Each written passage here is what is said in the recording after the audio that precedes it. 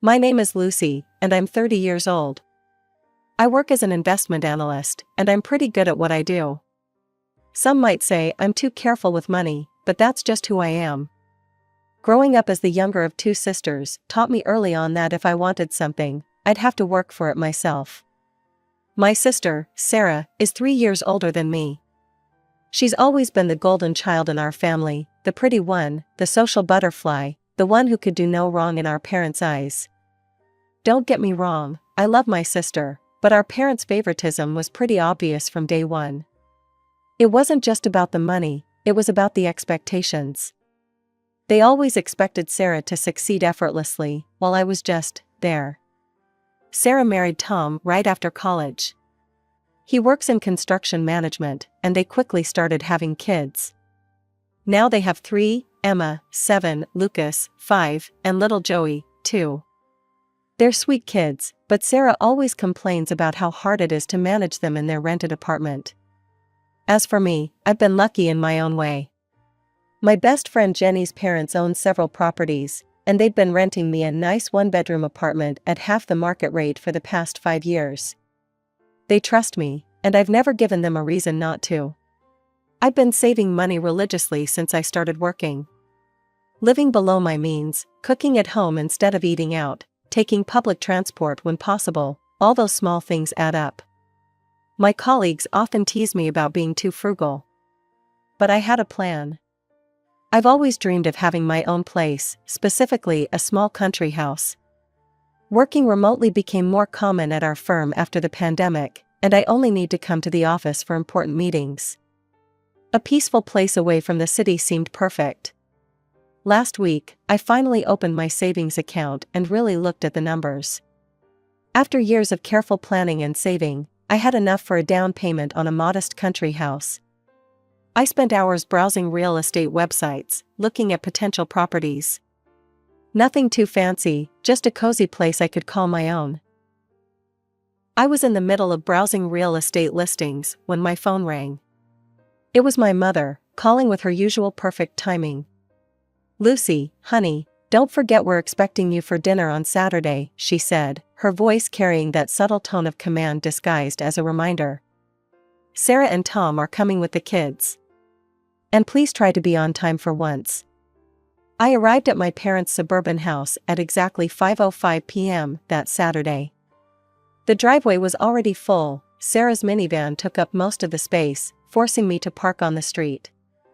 Before I even reached the front door, I could hear the chaos inside.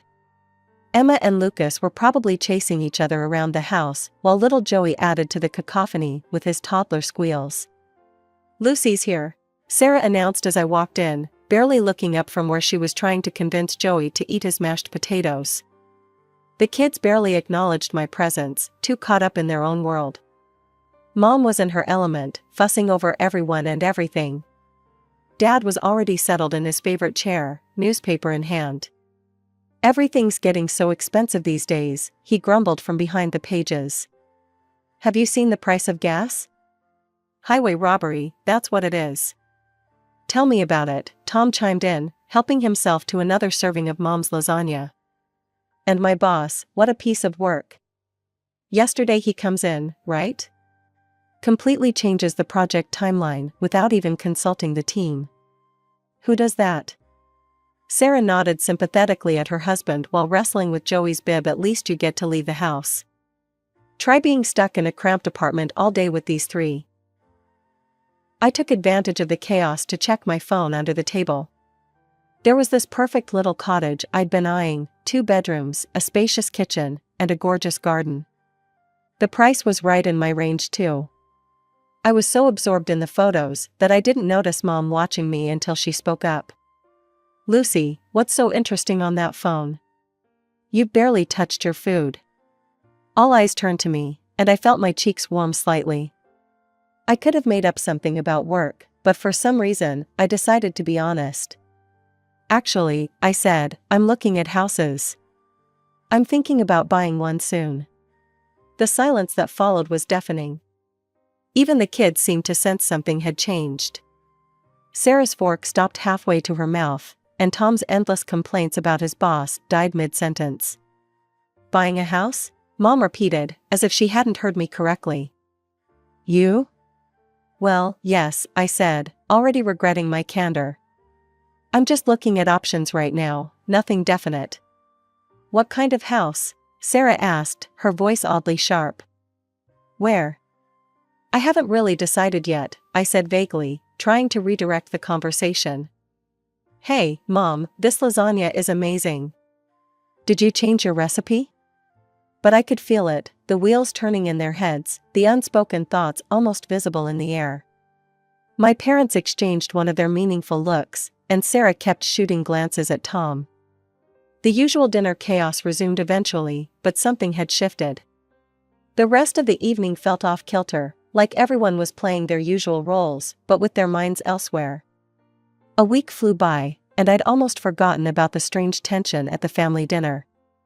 Work kept me busy, and I spent my evenings researching mortgage rates and property taxes. I was in the middle of a Zoom meeting when my phone started buzzing with my mother's caller ID.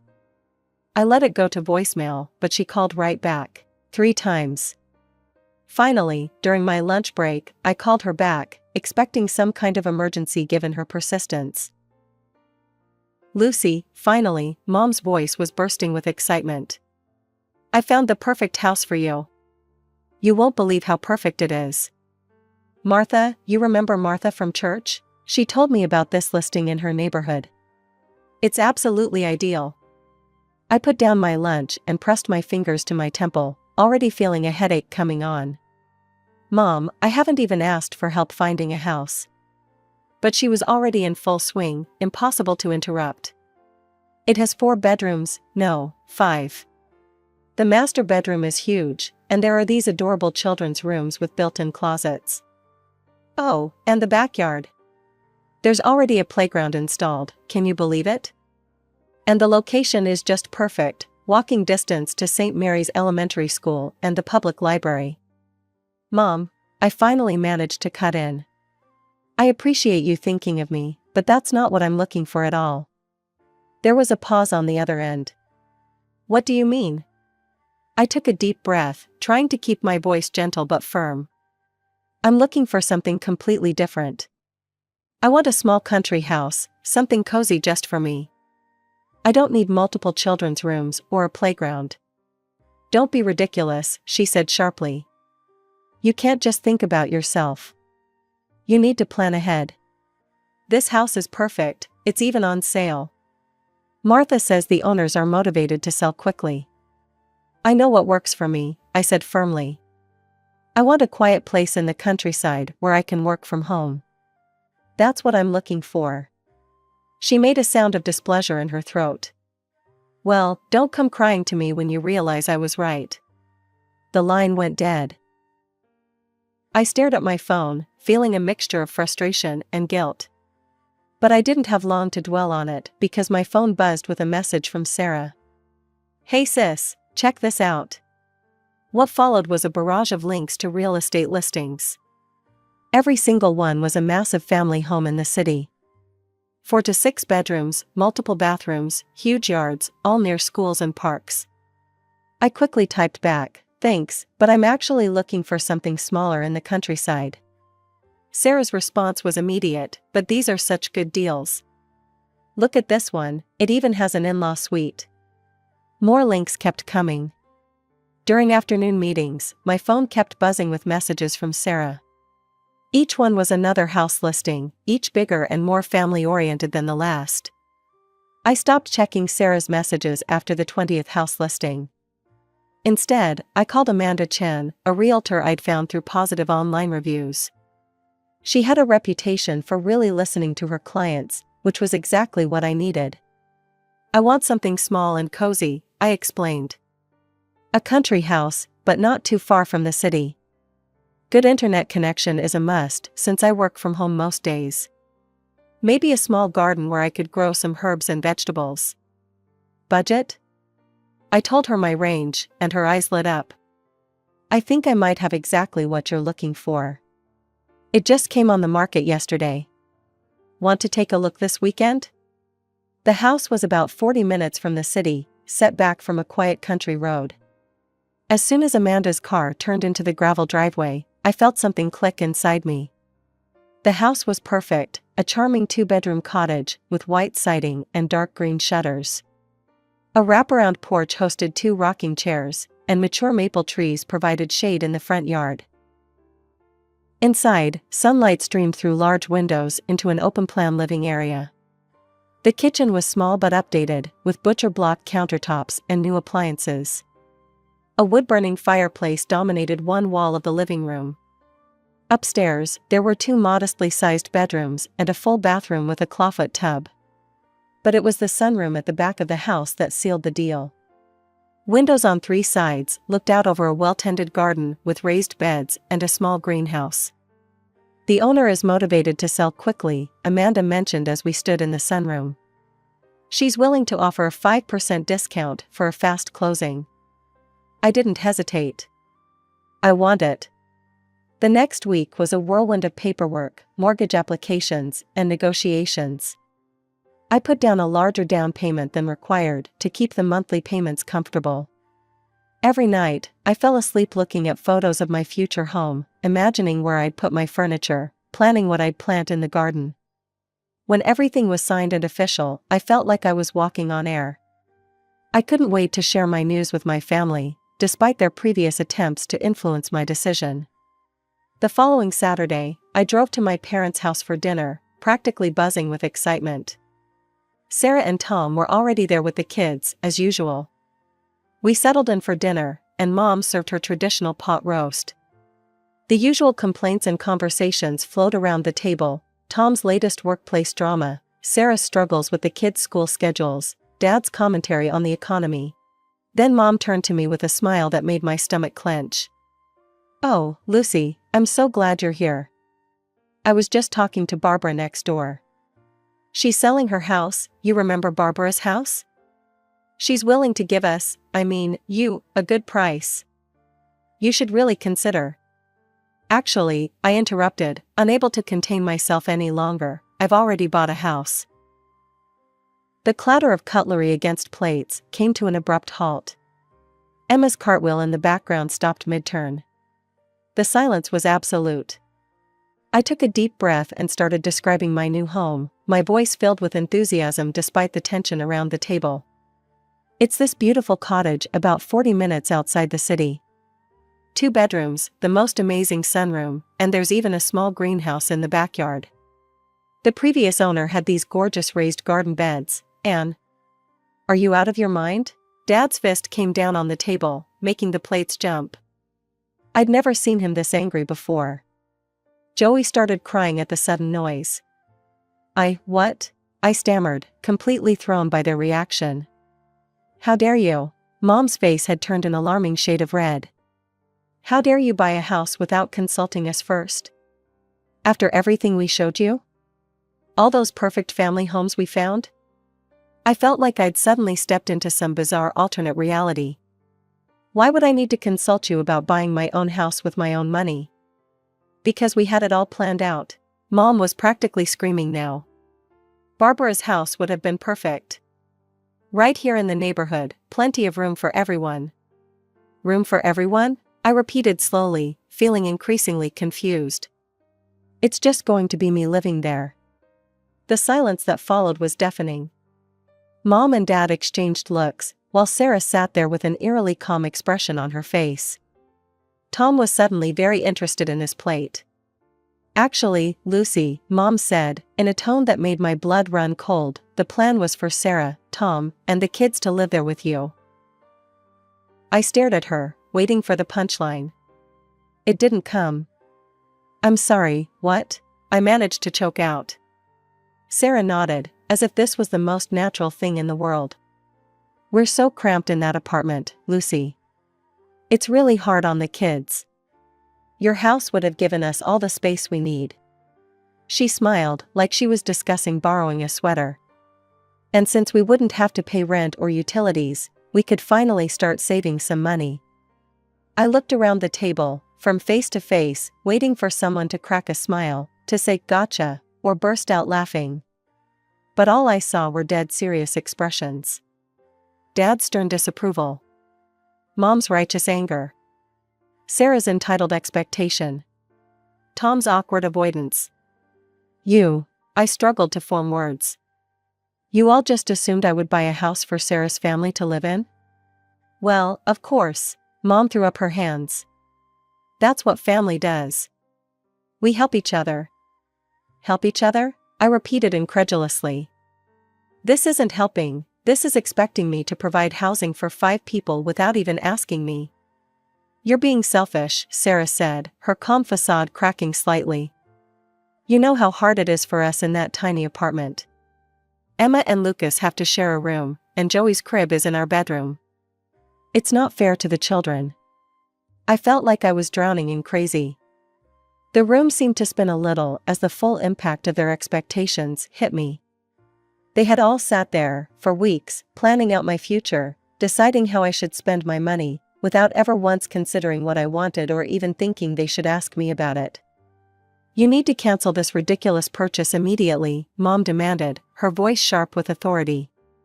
Call your realtor first thing Monday morning. Barbara's house is still available, and it's perfect, right here in the neighborhood, close to all the good schools and kindergartens. No. I stood up from the table, my chair scraping against the floor. The word came out stronger than I expected, fueled by decades of pent-up frustration. The dining room erupted into chaos. Mom jumped up from her chair, waving her arms. Dad's voice boomed over everyone else's. The kids started crying, picking up on the tension in the room. But we'll be so cramped, Sarah wailed, as if she hadn't heard me at all. Do you know how hard it'll be to get the kids to school from all the way out there? Emma has ballet on Tuesdays, Lucas has soccer on Thursdays. I spun to face my sister, something inside me finally snapping. You're not going to be cramped anywhere, because you're not living in my house. None of you are, ever. Is that clear enough for you? The room fell silent. They all stared at me like I'd grown a second head. The entitled shock on their faces was almost comical. Lucy, Mom gasped, clutching her pearls. How can you be so cruel to your own sister? I grabbed my purse and headed for the door, their voices rising again behind me. I couldn't listen to another word. I got in my car and drove home in a daze, their screams still ringing in my ears. Sitting alone in my apartment later that night, memories started flooding back. Christmas, 1999, Sarah got the expensive American Girl doll she wanted, while I received the knockoff version from the discount store. They look exactly the same, Mom had said, but they didn't. Our 16th birthday, Sarah had gotten a brand new Volkswagen Beetle when she turned 16, complete with a big red bow on top. I got Dad's old Honda with 150,000 miles on it and a tendency to break down. High school graduation. Sarah's graduation party was a catered affair in the backyard with a hired DJ and custom decorations.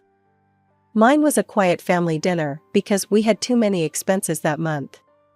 College years. Sarah attended her dream school with our parents covering every expense, tuition, room and board, even a generous monthly allowance. Meanwhile, I spent my senior year of high school applying for every scholarship I could find, staying up late to maintain my perfect GPA, knowing it was my only shot at higher education. And now, here we were. After years of favoring Sarah, of giving her everything while I worked for scraps, they'd just assumed they could commandeer my house, the one thing I'd achieved completely on my own. They'd planned to hand over my dream home to Sarah, just like they'd handed her everything else. I was in the middle of packing my kitchen when the aggressive pounding started on my apartment door. The coffee mug I was wrapping in newspaper slipped from my hands, but thankfully landed on a pile of packing paper. Lucy, open this door right now, my father's voice boomed through the wood. We know you're in there. I froze, bubble wrap still in hand. More pounding followed. Go away, I shouted back. I'm not discussing this anymore. Don't you dare talk to us like that. Dad's fist made the door rattle in its frame. We raised you better than this. My hands were trembling as I picked up my phone. If you don't leave right now, I'm calling the police. I mean it. I pulled up the keypad on my phone and deliberately pressed 9, making sure they could hear the beep. I'm dialing right now. You ungrateful little, Dad's curse was cut off by Mom's sharp intake of breath. We'll leave, Mom's voice had turned cold as ice, but this isn't over, Lucy. You're making a terrible mistake. I listened to their footsteps retreating down the hallway, then slid down against the wall, my heart pounding. I thought that would be the end of it, but I was wrong. So wrong. The first message from Sarah came an hour later, a photo of Emma and Lucas cramped together on their shared bunk bed. Look how little space they have, the caption read. Emma can't even have a desk for homework. I didn't respond. Another photo followed, Joey's crib wedged into the corner of Sarah and Tom's bedroom. He wakes up every time we come to bed. This isn't fair to him. Delete. When I continued to ignore her, Sarah's messages turned nasty. They started coming at all hours, 2 a.m., 4 a.m., 6 a.m. You always were Dad's least favorite. Mom cries herself to sleep because of you. I hope you're happy all alone in that big house while your nieces and nephew suffer. I blocked her number, then her Facebook, then her Instagram. But she kept finding new ways to reach me, creating new accounts, using Tom's phone, even setting up fake email addresses. Then the phone calls started coming from other directions. First, it was Aunt Marie. Lucy, honey, I just heard what's happening with your sister. Surely you can find it in your heart to help family? Next came Uncle Bob. Kid, you need to think about what really matters here. Family comes first. My mother's best friend Susan, your mother is devastated. How could you do this to your own family? Even my old high school teacher, Mrs. Peterson, whom my mother still saw at church, Lucy, I always thought you were such a kind student. I'm so disappointed to hear about this situation with your sister. They all had the same message. I was selfish, heartless, cruel. I should give up my house, my dreams, my independence, to solve my sister's problems. None of them seemed to question why Sarah's housing situation was somehow my responsibility. After 2 weeks of constant harassment, I'd had enough. I went to my mobile carrier and changed my number, giving it only to my workplace and a handful of trusted friends who hadn't taken sides in this mess. Moving day was wonderfully quiet. I hired a moving company I'd never used before, making sure there was no way for my family to track the address through familiar local services. The movers were efficient and professional, and by sunset, I was standing in my new living room, surrounded by boxes and possibility. That first night in my cottage, I sat on my porch with a cup of tea, listening to the crickets and watching the stars come out. No traffic noise, no sirens, no family drama, just peace. I felt something inside me finally relax, a tension I hadn't even realized I'd been carrying for years. Of course, I still occasionally saw their social media posts. Sarah's passive-aggressive status updates about family betrayal and selfish siblings. Mom's thinly veiled posts about ungrateful children and family duty. The comments from relatives and family friends, all taking their side without knowing the full story. But here's the thing, none of it bothered me anymore. Their words couldn't touch me in my new sanctuary. I transformed the second bedroom into a home office, setting up my monitors to face the window where I could watch birds visit the bird feeder I installed.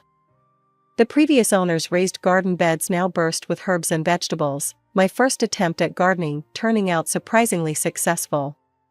The greenhouse became my weekend project, slowly filling with plants that made the space feel alive and vibrant. My work productivity actually improved without the constant family interruptions. My boss noticed and gave me more responsibility, along with a raise. I started taking online courses in investment strategy, expanding my expertise without anyone telling me I was wasting my time or should be focusing on finding a husband instead. Sure, there were moments when I missed the idea of family, not the reality of my family, but the dream of what a supportive family could be. Those moments usually passed quickly when I remembered the peace I'd gained in exchange. I made new friends in the area, other professionals who worked remotely, a local gardening group that met monthly, neighbors who respected boundaries and didn't feel entitled to my space or time. None of them knew my family history, and I preferred it that way. They knew me as I am, not as the person my family tried to force me to be. The funny thing is, I'm probably being more true to my parents' original dreams for their daughters than Sarah is. They raised us to be independent, successful women, they just never expected me to be the one who actually did it. And they certainly never expected me to be independent from them too. Sometimes the best family you can have is yourself, at least until you choose to add to it on your own terms, in your own time, in your own way. And that's more than enough for me.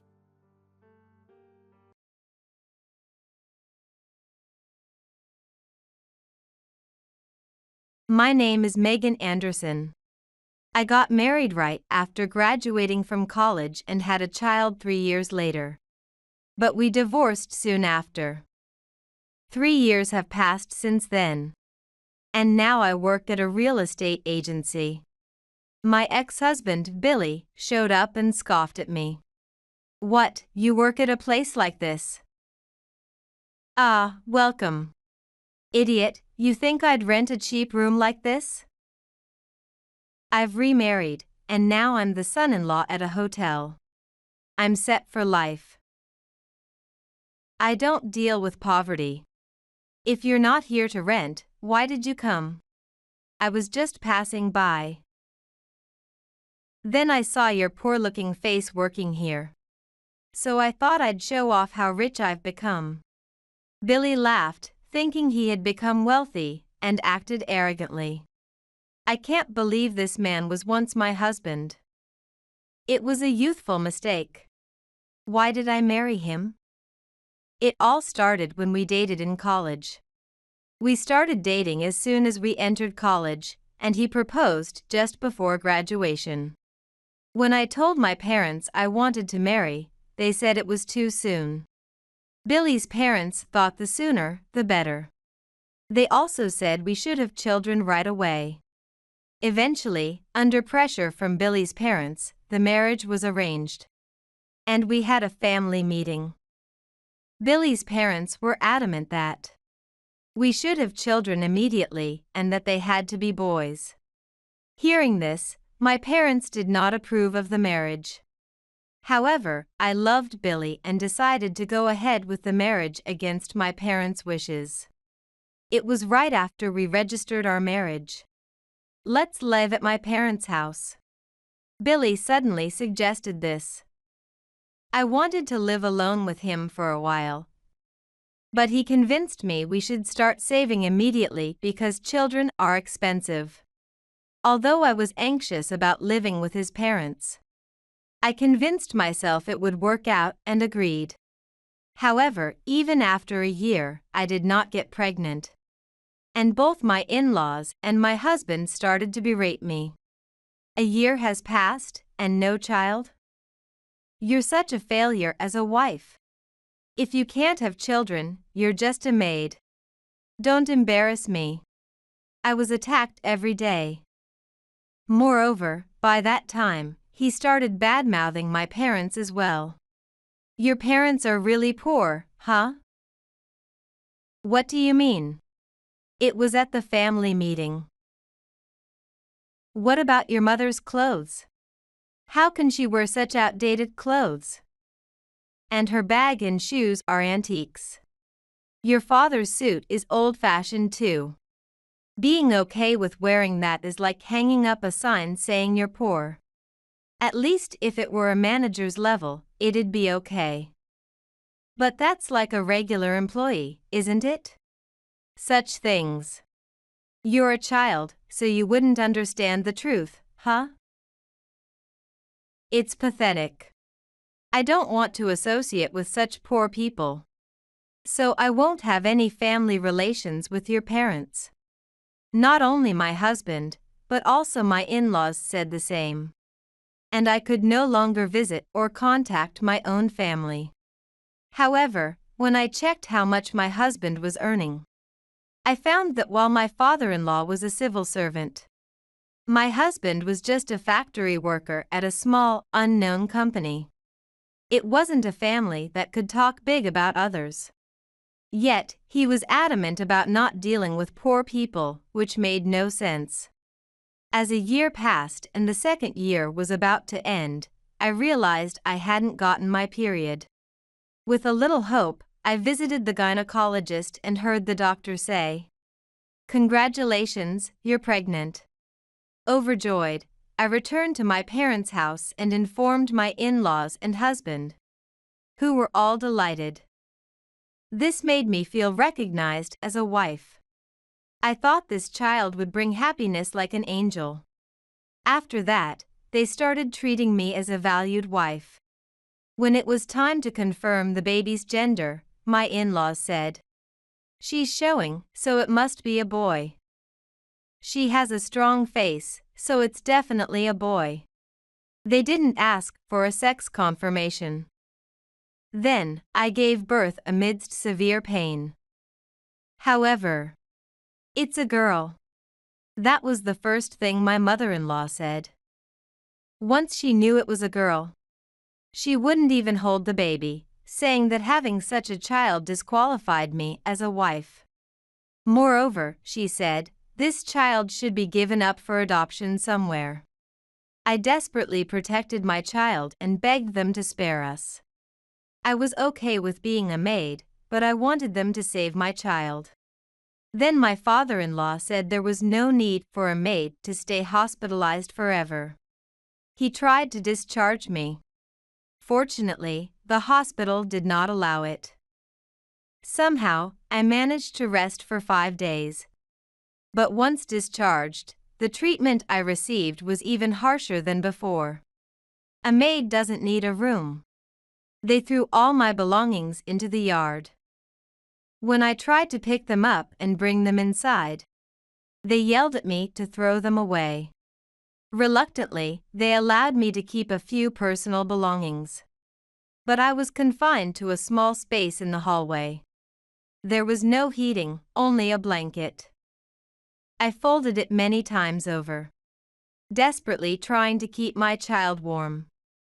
Then, one day, I noticed my child had a fever. In the falling snow, I ran to the hospital, where she was diagnosed with pneumonia. I was told to hospitalize her immediately, and I stayed as an attendant. Even so, no one came to visit. My little daughter lay in the warm hospital room, breathing painfully.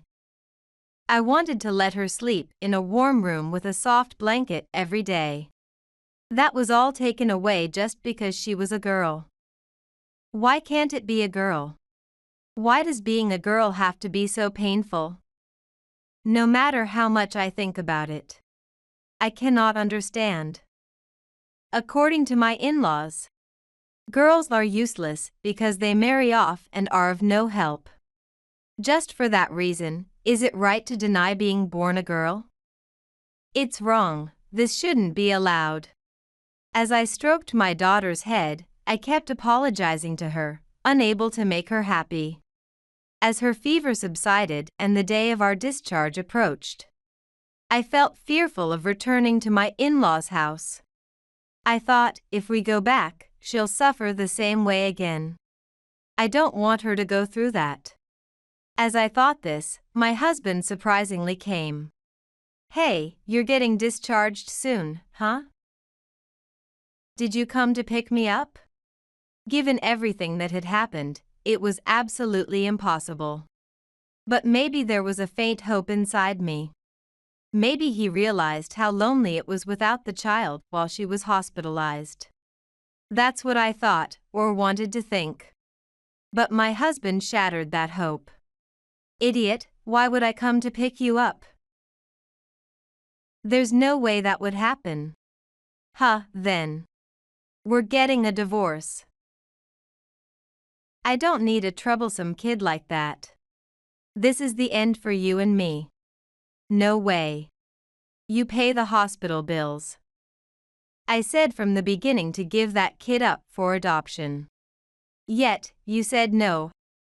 So, there's no need for me to pay. Saying that, he threw the divorce papers and a pen onto the bed. Hurry up and sign it. I can't acknowledge someone who can only give birth to girls as my wife. Truly, marrying you was a mistake. I felt like everything I had endured was collapsing all at once. Thinking that I had made my child suffer for such a person, I felt like such a foolish mother. Then, without hesitation, I signed the divorce papers and handed them to Billy. Good, now you and I are strangers. I threw away all your belongings. Don't come back. Huh, what about my child's clothes? I threw those out too. I don't need stuff from such a kid. With that, Billy left the hospital room. The other mothers in the room had heard our conversation and looked at me with pity. What should I do? I'm being discharged today. I have no money, what should I do? While I was in despair, looking at my daughter, I felt a surge to rely on my parents. I hadn't contacted them in so long, and they had opposed the marriage that I had insisted on. They might not forgive me, but still, I wanted to save at least my child. With that thought, I put my daughter to bed and went to make a phone call. I called my father, apologized tearfully, and repeatedly asked for help. Without getting angry, he asked where I was. When I told him I was at the hospital, he came to pick me up right away and even paid the hospital bills. In the car on the way home, I told my parents everything and said, "I'm sorry, really sorry. Please, just save this child," and repeated it again. Then my mother said, "You've done well. Welcome back." My father assured me, "Don't worry. You are my daughter." When I returned to my family home, my room was as it had been before. The blanket seemed freshly aired out and fluffy, and I was grateful that I could lay my daughter on such a blanket. Once back home, I started working right away. Although my parents said I should take it easy for a while, I couldn't just rely on them. I was desperate to at least earn enough for my daughters and my own food. And now, 3 years later, this is how I re-encountered Billy. Working while taking care of a child, huh? You hate being poor, don't you? You went back to your parents' house, right? Yes, that's right. Going back to a poor family, just huddling together with other poor people. What a pity. As for me, my wife is the owner of a hotel. Seriously, I'm living the easy life. Billy was bragging about how rich he had become. I even have a son now, he's 2 years old. I couldn't have a son with you. But now I'm really set for life. As long as the kid grows up well, my old age is secure. Which hotel is it? Eh? You interested?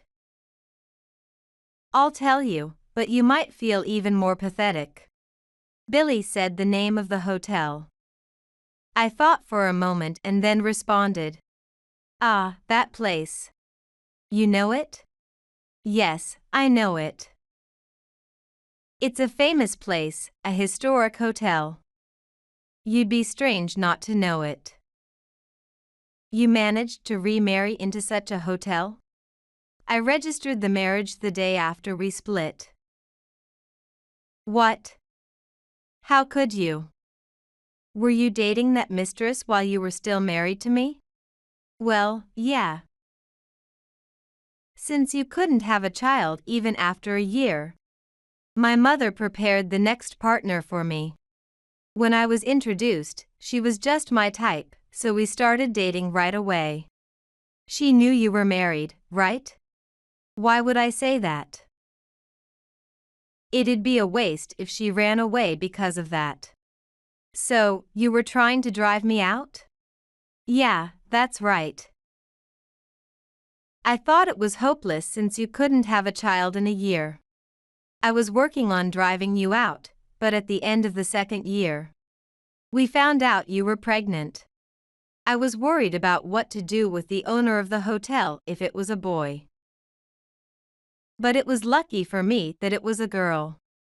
So, you treated my daughter horribly because you were cheating? Can't help it. Even my mother said we didn't need a girl. What kind of people are you? Well, from my point of view, maybe you were the one cheating. What do you mean? The current wife was the real relationship. But seriously, I was freaking out about how to drive you out because you wouldn't leave. Then, when that kid got pneumonia, again, I was lucky. I really am lucky, huh? Yes. I'm lucky too. Lucky to have divorced a man like you. If we had continued as a couple, my daughter would have only been unhappy. Well, say whatever you want. My mom was encouraging it. There were no problems. Plus, she's an owner at a historic hotel. Such a good connection isn't something you just stumble upon. Compared to that, you're pitiful. A single mother in poverty. No one would remarry you, right? Looks like you're stuck in poverty for life. I don't plan to remarry, so I don't care about that. Sure. No need to pretend. No one would bother with you anyway. I really think about it sometimes. Now I'm among the rich. I've quit my job, you know. I'm the hotel owner's husband. I can live just by playing around. So, divorcing you was definitely the right move. Huh? You quit your job? Yeah, I quit. Working hard is for the poor. Is that okay? Of course, it's okay. I have nothing to worry about. Is there nothing to worry about? What do you mean by that? Doesn't that hotel have a huge debt? Huh? No way. What, are you saying stupid things because I've become rich? Jealous, huh? How pathetic.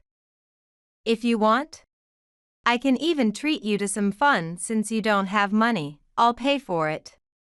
Can't even take your kids to an amusement park or zoo, right? Though I find kids boring anyway. We were a couple once, if it's about adult fun, I'll cover it. You're really stupid, you know? The debt of that hotel is well known in the real estate industry. Don't lie. You're just trying to make me anxious. Hopeless, really. I handed him my business card. If you ever have trouble, feel free to contact me. Whether I'll help you or not, I'll think about it then. Who do you think you are? Some real estate agent's clerk can't help.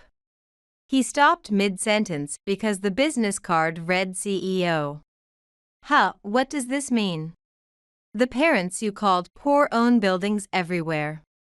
They're real estate tycoons, not just buildings but also large leisure facilities. No way. They dressed like that, how could they be so rich? My parents buy quality and use it for a long time.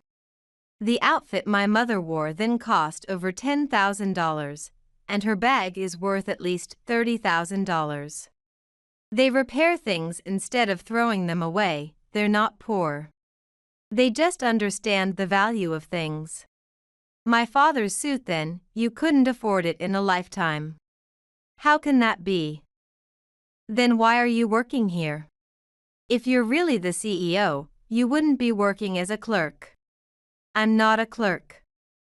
I just happened to stop by today. But that suit, it's like what a clerk would wear. Yes, I choose such designs on purpose. There's no point in flaunting luxury to customers, right? No, that's weird. If you're a tycoon's daughter, you don't need to work.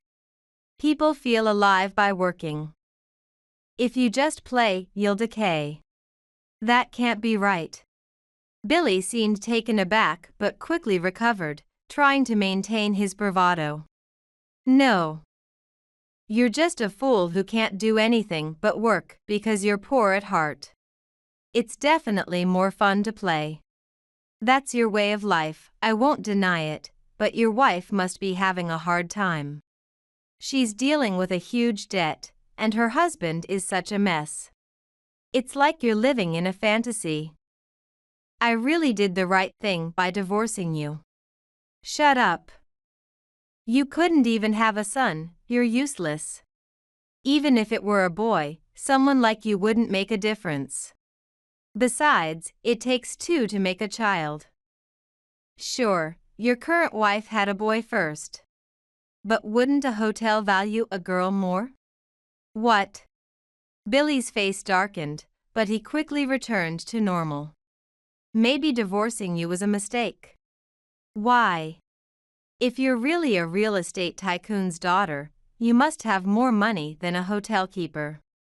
Yes. But I can do what I love thanks to my current wife. So, I don't think it was a mistake. And I had a son. Hope it doesn't go bankrupt. Billy left after that, but half a year later, in a panic, he contacted me saying, "I need to see you." There was no need to see him since we were divorced.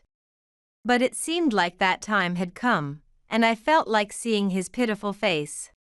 When I arrived at the agreed place, he looked drastically different from half a year ago. With messy hair and a worn-out t-shirt. Utterly poor looking despite previously hating such a look. It was clear the hotel was in serious trouble. "Shall we have coffee at a cafe?" Billy never drank vending machine beverages, so I asked, but he shook his head. "No, I don't have money." "Let's sit on a park bench." What a change. "I'll treat you, if your pride allows it." I don't have pride anymore. Billy laughed self-deprecatingly. "So, what did you want to talk about?" "I need help." "What happened?" "Actually, without my knowledge, my wife incurred a debt of $4 million. $4 million, that's huge. Yeah, it's too much, I don't know what to do." "You mentioned the hotel had debts, was it about these $4 million? "I didn't know it was $4 million, but I heard it was a substantial amount." "How am I supposed to repay $4 million? "Well, why did she borrow so much?" She thought if we renovated the hotel, more customers would come. So, she borrowed to fund the renovation. $4 million for renovations? I don't think so. That seems excessive. There were also operational funds for the hotel. Apparently, she did a lot of things. I see, that's tough. Too tough. So, I need the money to pay it back. I want you to lend me some. If you borrow to pay it back, how will you repay me? That seems impossible. I'll make sure more customers come. Even though you hate working? I can't say that now. Lacks credibility, doesn't it? I can't imagine you working, and even if you did, I can't see someone with no experience like you managing it. I have no choice but to try. Just having motivation isn't enough to run a business. I know that. But I still have to do it. Sounds like a philosophy of grit. But that alone won't solve anything. You know that, especially since you lack grit. I'm sure I can manage if I get motivated. What if you're motivated and it still doesn't work? I said I'll manage it. You're being persistent. Of course, I am. You're talking about borrowing $4 million. How can I not be persistent? Besides, I can't lend money without collateral. I am the collateral. You say that with so much confidence, but you're literally worthless. Fine. I'll put up the hotel as collateral. I think the hotel is already collateral for the existing loans. Oh, right. Who's the guarantor for these $4 million? Huh? Guarantor? There must be one for such a large loan. It's my wife. How can the borrower be her own guarantor? You should really check into it. Why? There's no need to check. I give up. You really have no sense of crisis. I contacted my team to check on the guarantor for the $4 million, and as expected, it was Billy. That's ridiculous. I thought so. But I didn't know. Didn't you sign something? Billy thought for a moment, then realized.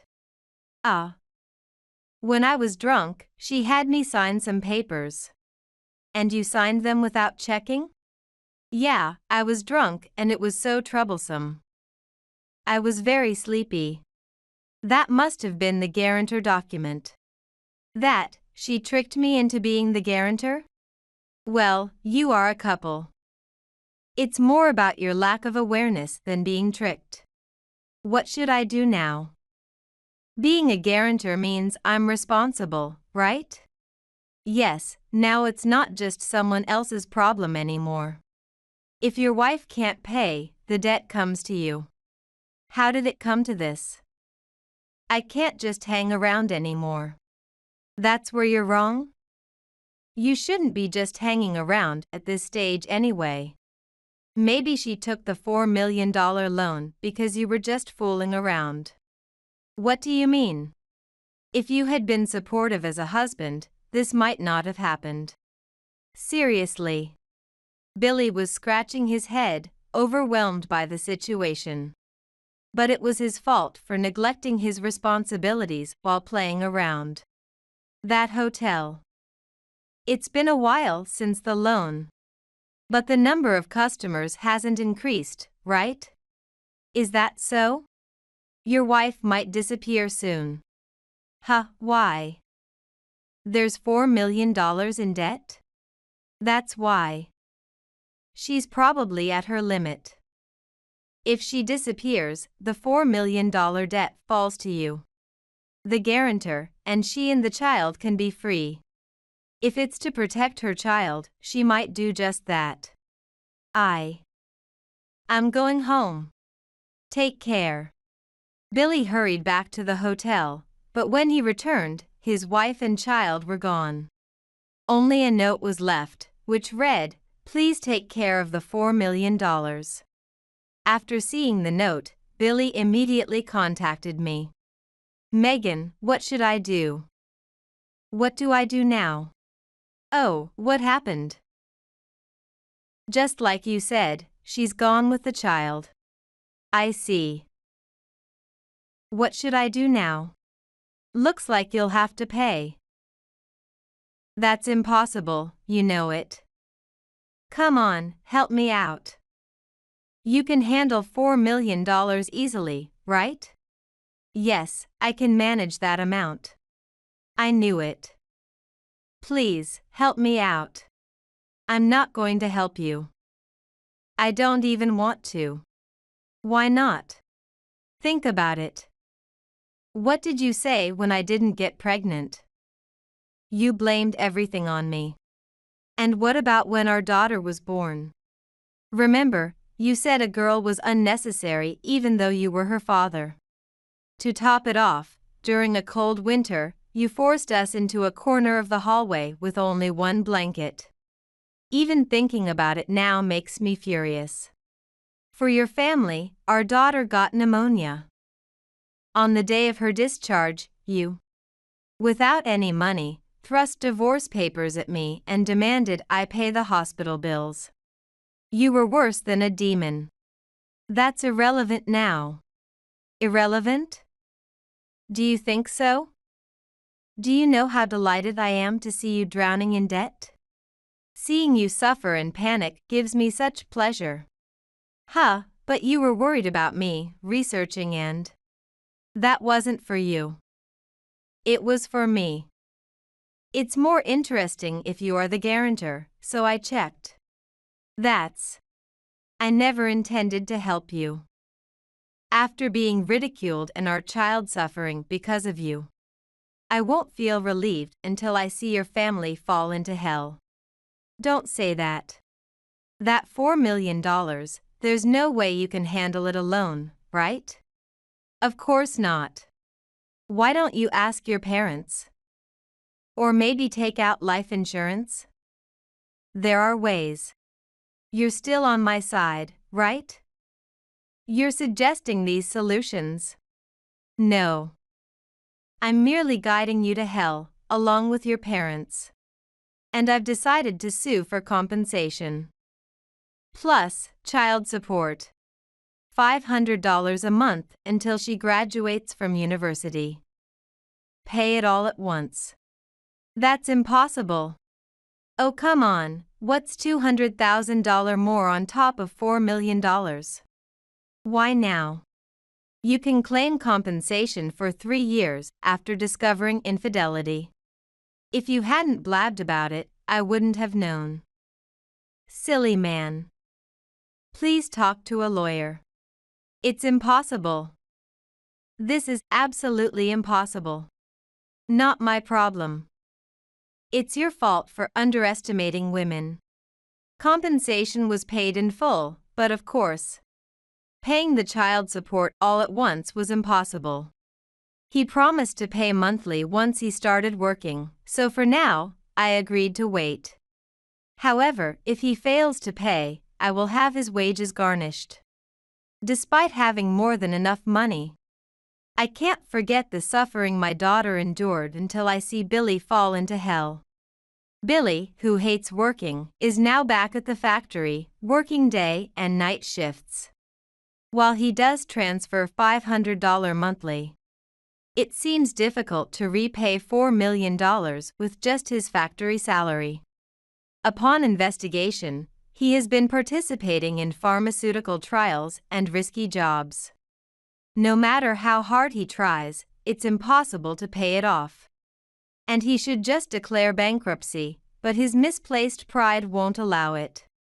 His parents, once proud of their heir, Billy, have cut ties with him, likely to avoid the hell of debt descending upon themselves.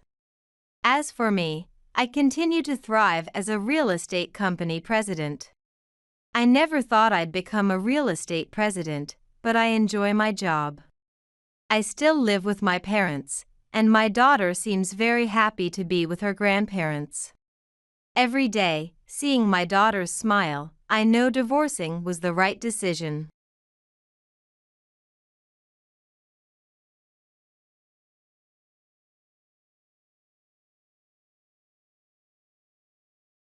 My sister walking with such a shabby husband, she still can't get her life together, as usual.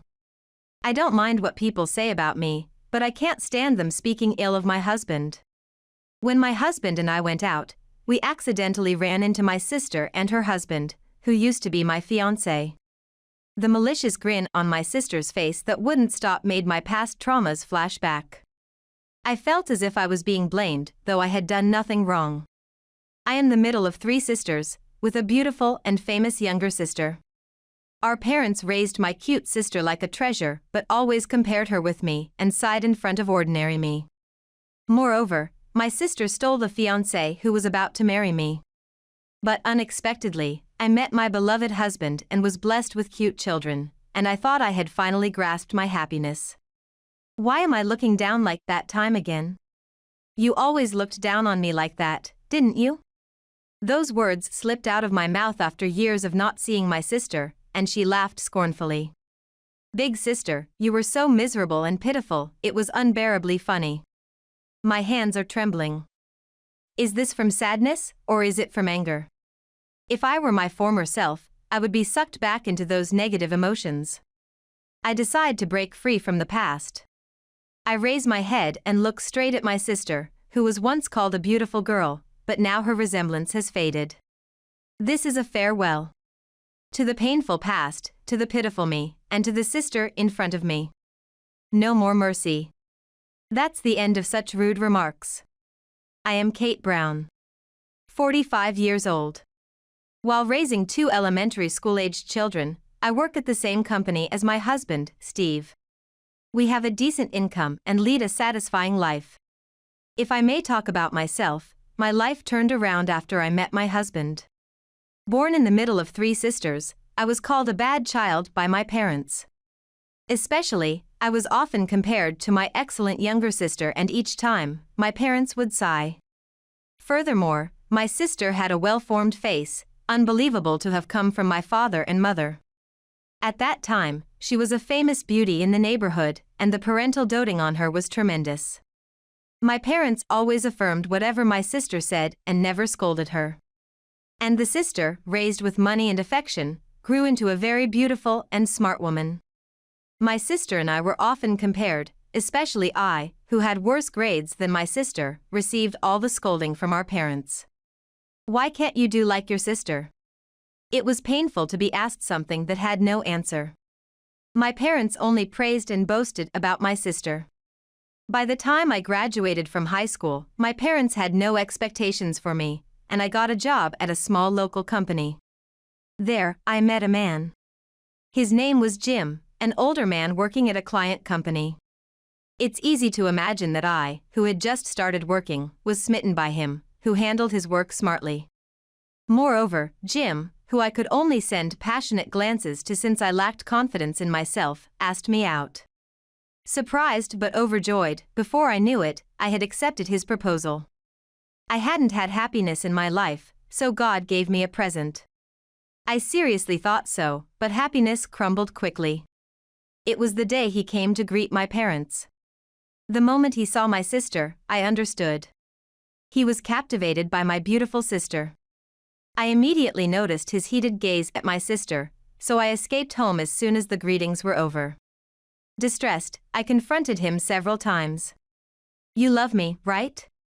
"Of course," he said, trying to calm me down, but I couldn't settle down. The image of my smirking sister stuck in my mind. So, the day before our planned marriage registration, when he called me out, and I saw him holding hands with my sister waiting there, I was stunned but also thought in the corner of my mind, I knew it. I don't remember what the 3 of us talked about. Maybe the shock was too great, and my brain wasn't working. I only understood that he and my sister were going to get married, and my sister's words. "He is too good for you, big sister." Then, when my sister suddenly announced her marriage, my parents didn't oppose it, rather, they were more delighted than when I announced my marriage. Indeed, my parents only saw my sister. Losing my fiancé and feeling like I had lost my family, I couldn't recover from the sadness and became confined to my room. I was in so much pain I wanted to disappear. But only my kind sister, who had always been kind since childhood, stayed by my side, allowing me to recover little by little. I really can't thank my sister enough. Then, as I was wondering what to do next, my sister suggested I move out, taking this as an opportunity. With no lingering feelings for my parents or my ex-fiancé, I decided to move to a faraway town as my sister suggested. When I submitted my resignation, a boss mentioned that he had a connection in that town and offered to introduce me to a job. It was an offer I couldn't wish for more, as I was looking for a new job at that time. When I went to the introduced workplace, the boss's acquaintance waiting there introduced himself as Steve. He was a seemingly unimpressive man, 6 years older than me. However, one time, when I brought canned tea to tea-loving Steve, his narrow eyes softened further in thanks, and I felt a liking for him. After that, though I thought I had had enough of romance after the incident with my former fiancé, being enveloped in Steve's gentle atmosphere made it natural for us to start dating. The time we spent together was very calm, and just sitting and talking in the room made me feel fulfilled. When the number of years we had been dating was about to hit double digits, Steve proposed to me. Honestly, I was surprised by the proposal because I had somewhat given up on marriage, but there was no reason to refuse. Steve knew about my family situation, so he didn't inform my parents and had a small wedding just for the 2 of us. The ceremony in a small church surrounded by greenery, blessed by sunlight filtering through trees, was very romantic. Furthermore, I, who was 35 at the time and had given up on having children due to my age, was fortunately blessed with 2 children soon after. a cute girl and a boy. I was moved by the small lives I held in my arms and vowed to love them equally. Raising children was hard, but one day, when the children were at school and we parents had been busy recently, we decided to take a day off. We didn't have anything particular to do, so we decided to go shopping while taking a walk. Walking through the town alongside my husband, who was wearing a well-worn workman's kimono that had completely lost its shape, we were having a trivial conversation when an unfamiliar voice called out. No, it wasn't an unfamiliar voice. Because the voice clearly said, "Big sister?"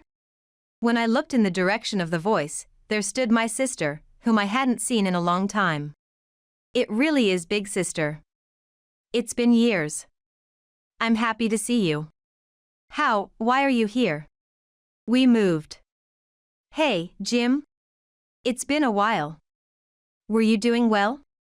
Jim, my former fiancé, was standing next to my sister. I was so surprised that my mouth went dry and I couldn't speak properly. Who is this?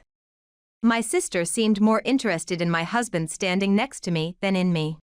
She slowly looked my husband up and down from head to toe. Nice to meet you. I'm Steve, her husband. No way. Big sister, you were married. My sister looked surprised for a moment, but soon nodded and said, then. Hey, big sister. We live nearby. Won't you come over? No, but. It's okay, right? Jim. If you say so, I guess it's okay. We'll entertain you, okay?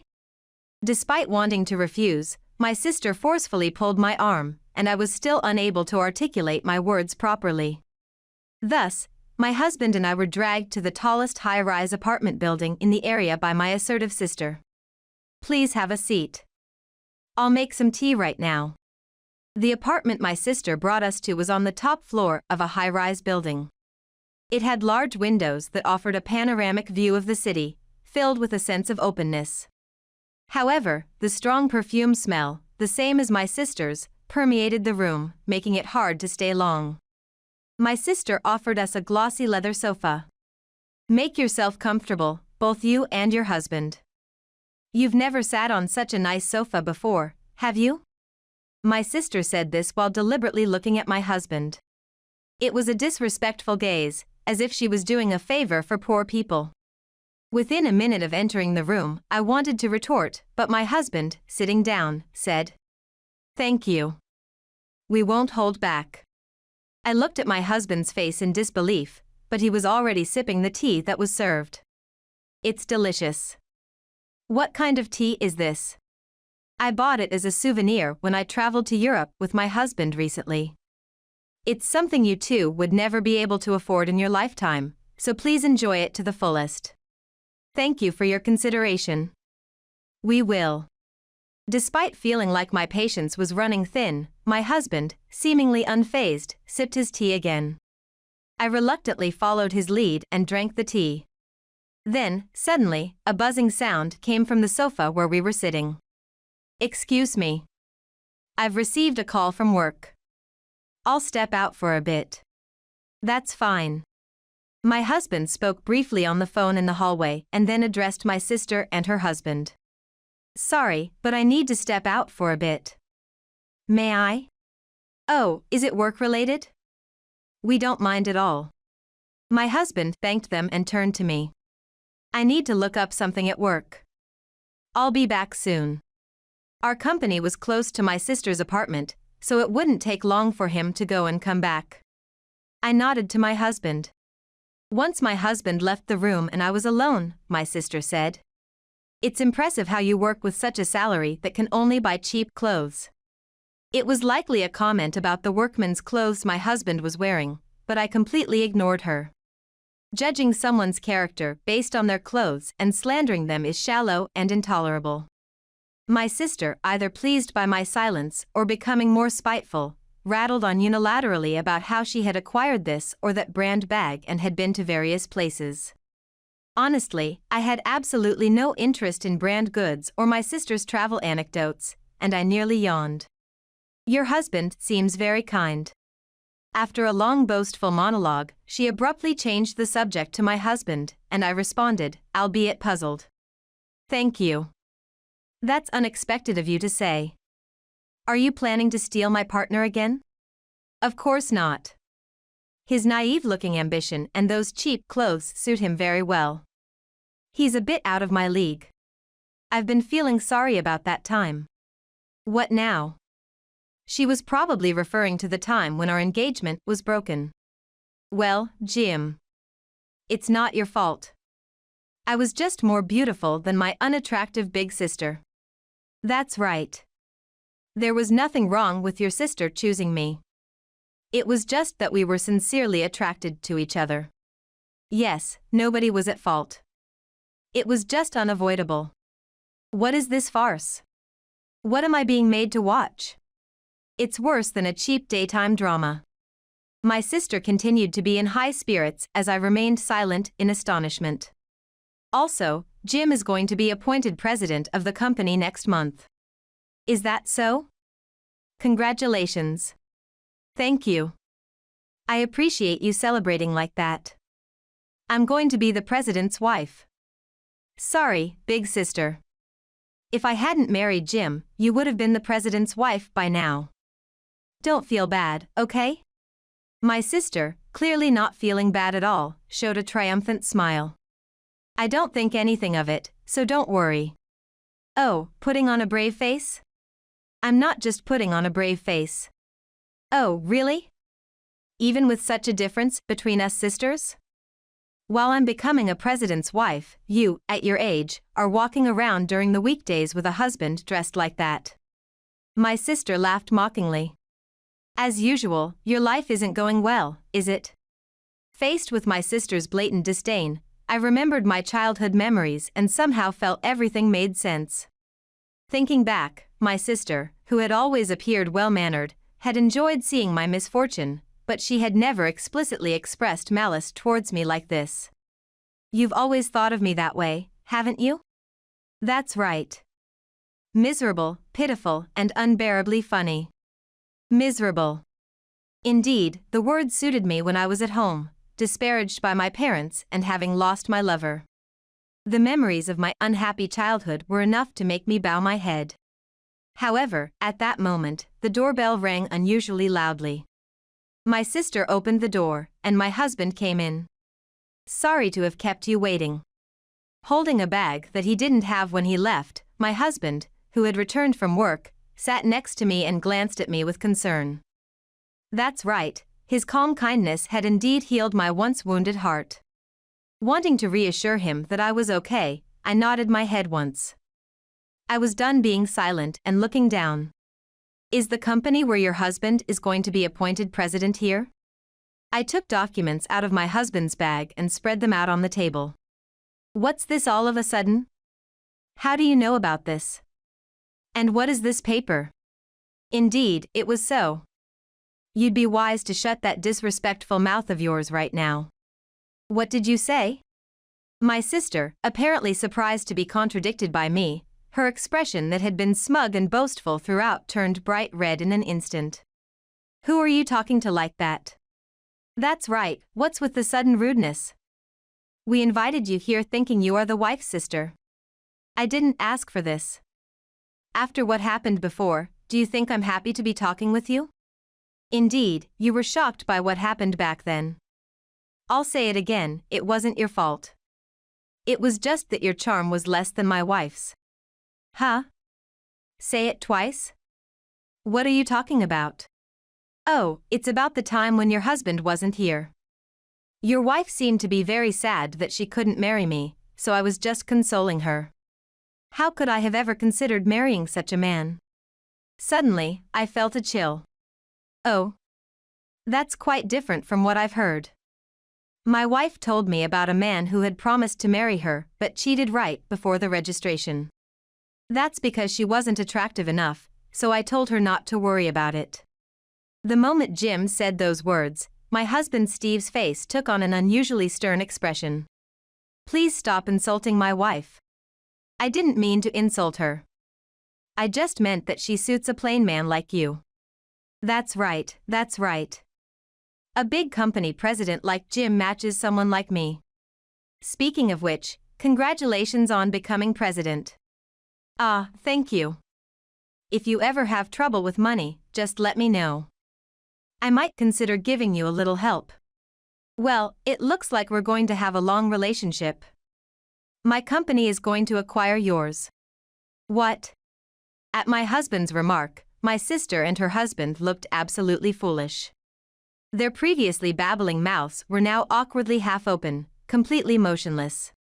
A brief silence ensued. The first to reboot was my prideful sister. What silly things are you saying? You're just jealous of us, making up such vulgar lies. That's right. Stop joking around. My sister and her husband started making a fuss together. Amidst their clamor that threatened to spill the expensive tea on the table, my husband calmly slid his business card in front of them. Let me reintroduce myself. On my husband's business card was the name of a competitor company of Jim's employer, along with the title CEO. CEO, director? Huh? I can't believe someone dressed so cheaply could be a president. As for the clothes, it's a day off today. Moreover, no matter what my position may be, people like you who judge others by their clothes have no right to say anything. What did you say? My husband often wears workman's clothes because they are light and cool. Despite their being worn and shapeless, my sister has imposed a great deal of prejudice on him. It's his freedom to wear whatever he wants when not in a public setting, but she, crazily shouting lies and unable to understand that, looks downright ugly in her rage. Lies. I can't believe it. President? You're a president like me? Oh. Aren't you just scheduled to become a president, not one yet? Shut up. That doesn't matter. What's this about an acquisition? I don't know anything about it. You don't know? That's funny. Then, you're also unaware that your own company has been performing so poorly that it can't recover on its own? Huh? That can't be. I see. It seems we need to reconsider some personnel decisions. Wait. Don't rush the conversation. Actually, I just received a report at the company that the acquisition negotiations are likely to materialize. You might not believe my words, but perhaps you'll believe the people at your own company. You should check with them. What did you say? Whether Jim liked it or not, a soulless electronic tone rang out. It was Jim's smartphone. Hesitant to answer due to the timing, Jim, urged by my husband, cautiously picked up the phone. Jim's face turned increasingly pale, and sweat began to bead on his forehead. Do you believe the acquisition talk now? What are you trying to say? I wonder why your company's performance is so poor. Even if we hadn't seen each other for a while, we are indeed sisters by blood. That's why I understood when my sister averted her eyes when I asked about the poor performance. You took advantage of Jim's lack of knowledge about the company, didn't you? It must have been easy for you. I've thoroughly researched the company we're acquiring, so don't think you can talk your way out of this. My sister must have understood what I was talking about as she, too, turned pale. Looks like it's time to end this tea party. Shall we go home? That's why I advised her to keep her mouth shut. As we left the room, leaving my sister and her husband behind, an ugly scream came from beyond the door. The rant was indiscernible. But by then, I didn't care anymore. The acquisition by my husband's company went smoothly afterward. During the process, my sister was fired from the company for embezzling money. In fact, I work in the department that was advancing the acquisition plan at my husband's company, and during our investigations, I discovered my sister's wrongdoing. She must have been quite confident it wouldn't be discovered, having pocketed a significant amount of money. After the tea party, I reported my sister's embezzlement to Jim, and an enraged Jim confronted her, leading to the discovery of her affair. It seems my sister had been using the embezzled money to have fun with her lover.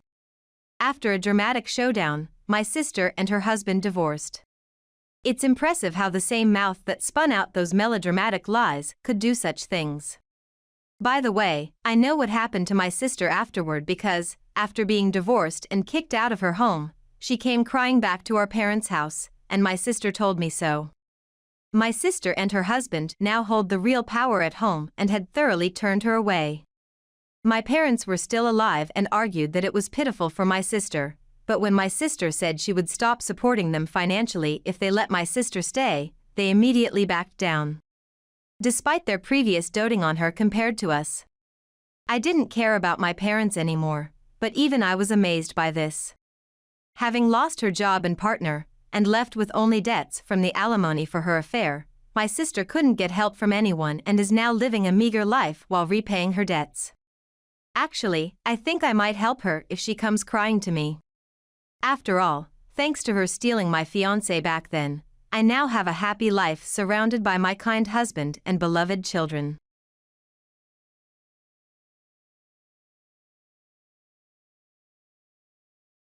Right after the funeral of my father-in-law, I noticed my husband, Ted, who had dressed rather youthfully and meticulously for the occasion, and then, hello, a woman in a short dress above the knee, wearing a light-colored outfit.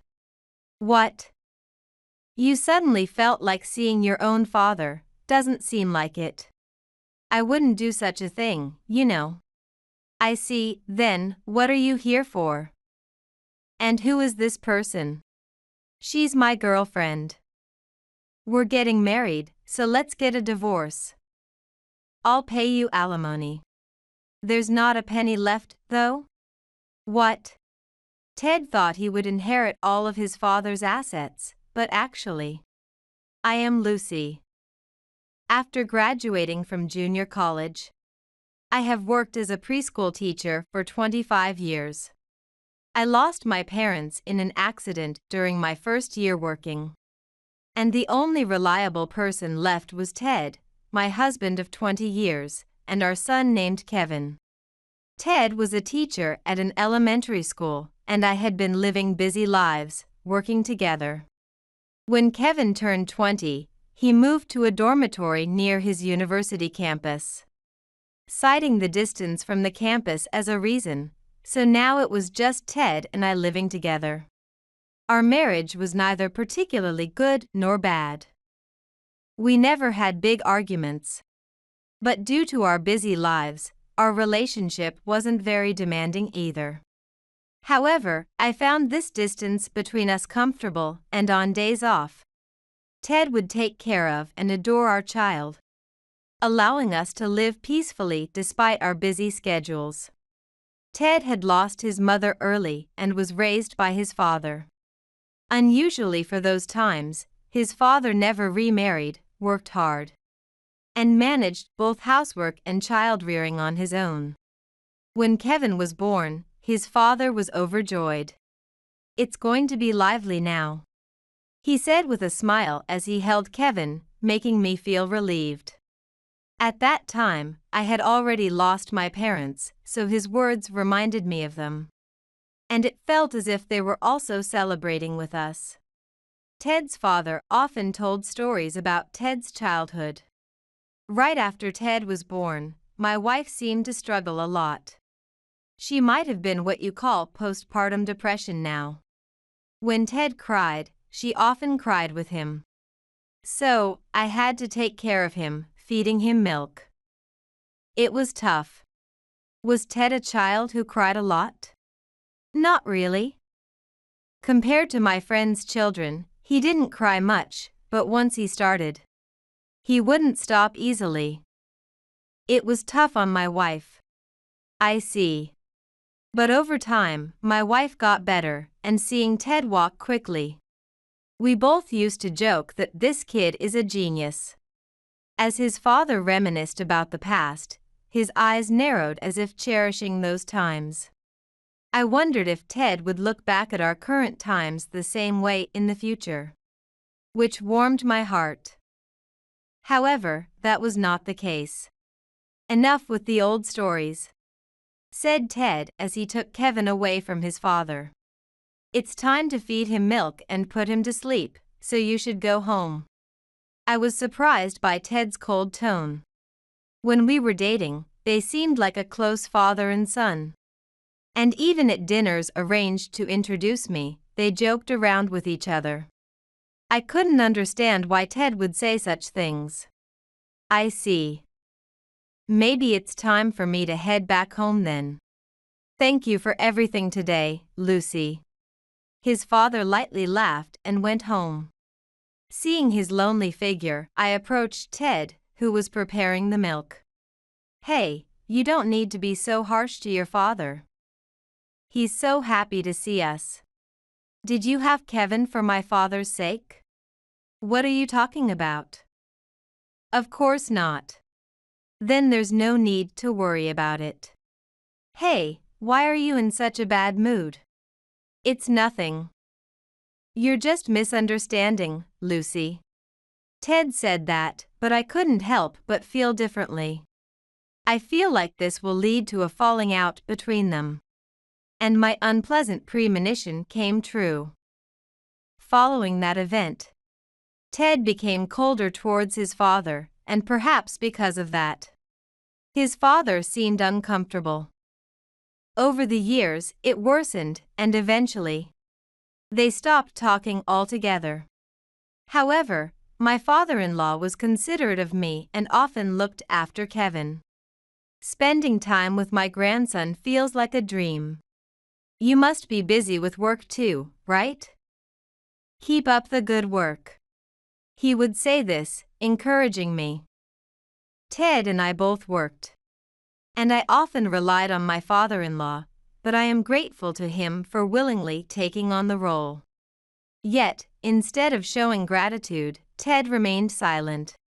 No matter how much I tried to mediate, he wouldn't listen. Moreover, as long as Dad leaves a proper will, that's all that matters. He seems to have saved up quite a bit. Hearing Ted laugh about this sent chills down my spine. I'm sorry, Father. Why would he say such things? Don't worry about it. I tried my best raising him though. It must be my fault, surely. That's not true. Well, I still have some time left. I'll do my best until the end. My father-in-law tried to stay positive about his relationship with Ted. However, when Kevin turned 20, my father-in-law fell ill. When Kevin visited his grandfather's house as usual, he found him collapsed. An ambulance was called immediately, and after various tests at the hospital, he was given 6 months to live. Surprised and saddened by the sudden news, I went to the hospital, intending to treat him as normal, but surprisingly, he waved at me cheerfully. How are you feeling, Father? Oh, it's nothing much. The doctors are probably just exaggerating, he said lightly, though he should have received a detailed explanation from the doctor due to his wish. He's acting strong not to worry us. I felt tears welling up, but since he was smiling, I decided not to cry. With his agreement, treatment began. He had to be hospitalized long-term. Ted's attitude remained unchanged even after his father was hospitalized. I need to get him to make a will before he dies. Maybe I should contact a lawyer I know. Seeing Ted like this truly disgusted me. When I told him I would take care of his father, he was indifferent. Do whatever you want. Hearing that, I gave up expecting anything from Ted. Then, I moved some clothes and stayed at his father's house, which was conveniently located near both the hospital and my home. I lived a life shuttling daily between work, the hospital, and his father's house, carrying clothes for his father. Kevin, who had often been looked after by his grandfather, also visited daily after university or work. When cooking felt burdensome, we ate together at the house. During these meals, Kevin and I talked about various things like university, his part-time job, friends, and even his girlfriend. Wow, Kevin, you have a girlfriend now. Stop teasing me. I'm not teasing. Have you told Grandpa? No, I haven't told him. If you're okay with it, you should tell him. He would surely be happy. Huh? Why? Adults like to hear about these things. It makes them feel like their kids are growing up. That's weird. Kevin said this, but he didn't seem to mind the idea. I imagined how happy his grandfather would be to hear the news. Are you going to visit him tomorrow? I have work tomorrow, so I might not make the visiting hours. Maybe the day after. Is that so? I have to work that day. Could you take the change of clothes for Grandpa? You don't need to bring back the laundry. Okay, I got it. I'll get everything ready after we eat dinner. Thanks. As I watched Kevin's dependable actions, I felt proud. I believe this is because of the love we as parents couldn't give, which he received from others. The next day, I visited my father-in-law in the hospital. When I told him about Kevin, he smiled just as I had imagined he would. He's grown so much. Truly. It's all thanks to you, Father. No, you have done your best. Despite how Ted has been. Ted has tried, on his days off. While we were chatting like this, an unexpected visitor arrived. Hey, Dad. You haven't made a will yet, have you? I've brought a lawyer with me. Ted said this and introduced the person behind him. Unbelievably, he demanded that his father make a will right there and then. What are you saying? It's okay, Lucy. I felt anger at Ted's imperious behavior, and at the moment I raised my voice. My father-in-law quietly calmed me down. I couldn't say anything more. And just watched the situation unfold. Ted communicated the contents to his father, who filled them in accordingly. After confirming everything, he nodded, handed it to the lawyer. Ted seemed satisfied, and left the hospital alone, leaving everything else to the lawyer. As I puzzled over what to do. Excuse me. What is it? Please discard that. What? But. I'll pay the fees myself. Or has he already paid you? Not yet. I thought so. He probably said I would pay. My father-in-law chuckled cheerfully. As I watched him, stunned. As a parent, I need to teach him a lesson. A month later. My father-in-law's condition suddenly worsened, and he passed away. Since the day Ted brought that lawyer, he hadn't visited at all. I handled all the funeral preparations by myself, and I was the chief mourner. Initially, I was going to put Ted's name, but Mom took care of him till the end, so it should be in her name. Encouraged by Kevin's words, many people attended the funeral with tears in their eyes. The attendees shared stories of the past with my father-in-law and both my son. And I couldn't hold back our tears as we shared the grief of his departure with many others. Despite informing him, Ted didn't show up at all. I gave up expecting anything from him.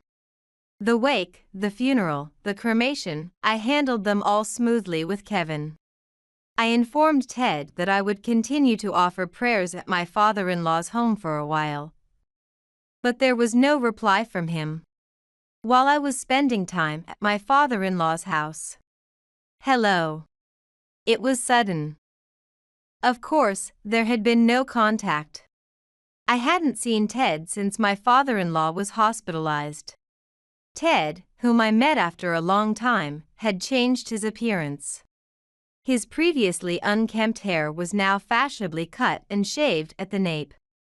He wore no glasses, and his plain polo shirt was replaced with a brightly colored dress shirt.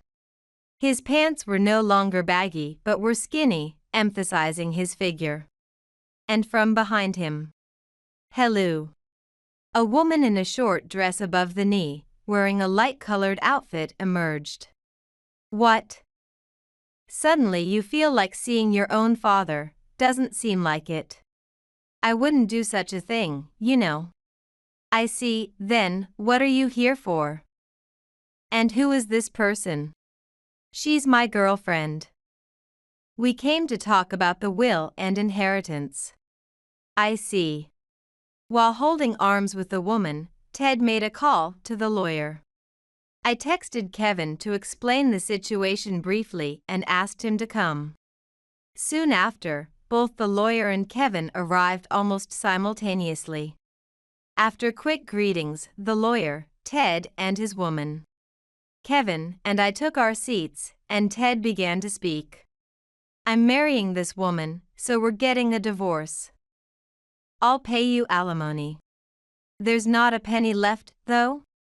What? Well, maybe you should check what's in the will then.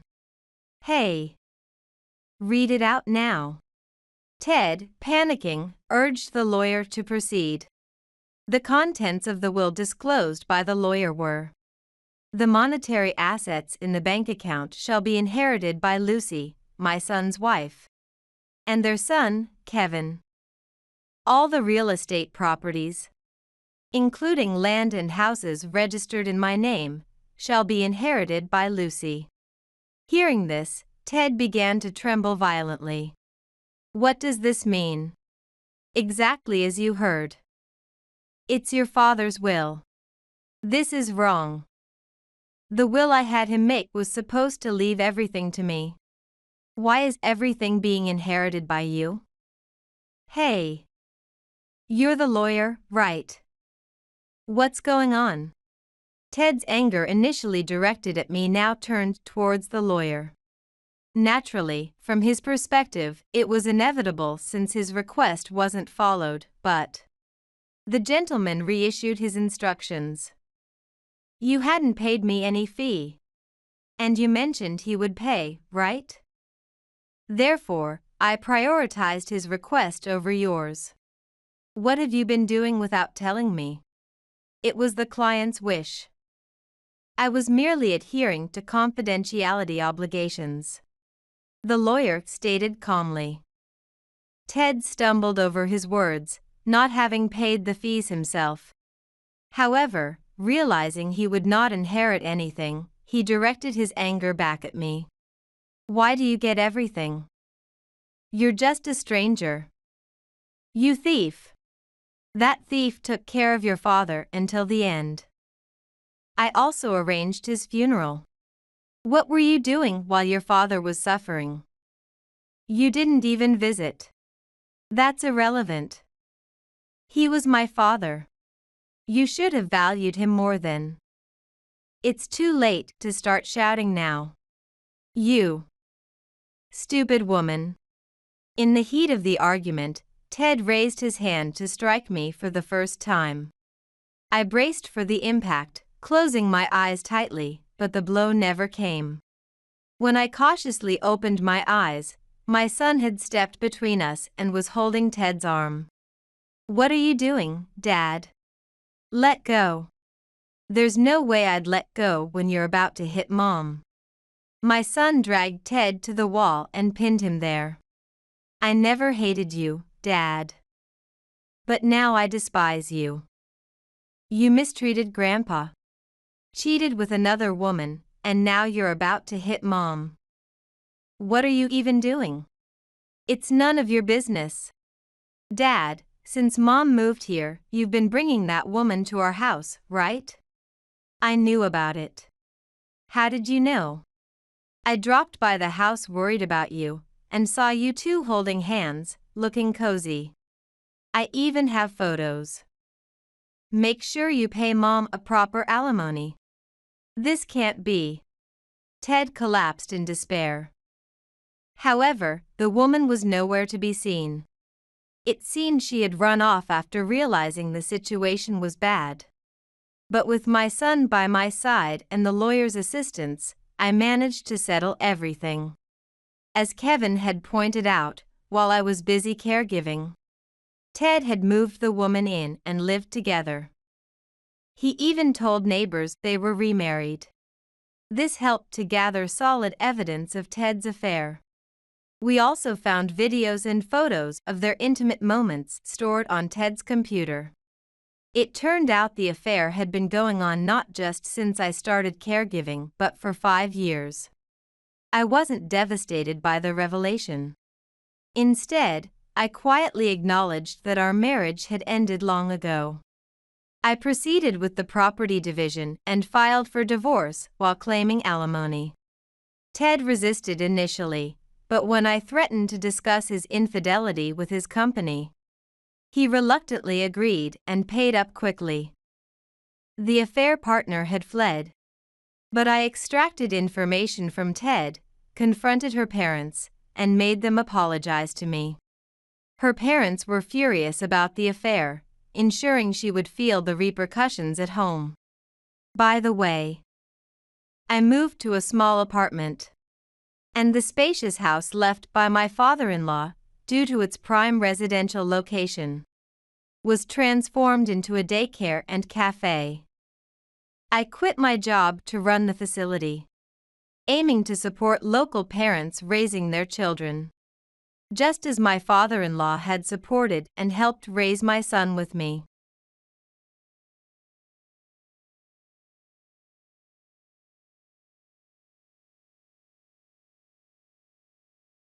You're poor and alone, so sad. My husband's parents are wealthy, with assets worth $3 million. Too bad, all of it went to me, sis. Too bad for you, my sister, Sarah said with a triumphant look.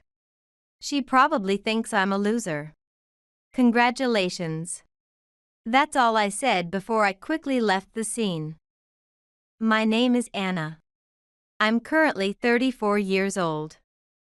I work assisting in accounting, struggling daily to match the numbers in the books and receipts. However, I think this job suits my serious and meticulous personality. I'm currently married. My husband is Chris.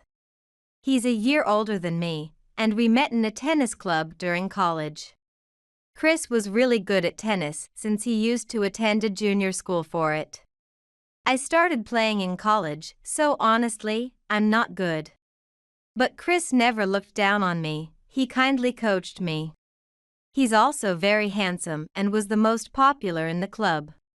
Many friends of mine were aiming for him, so I think he was really popular. Chris and I quickly got close during a drinking party in the club.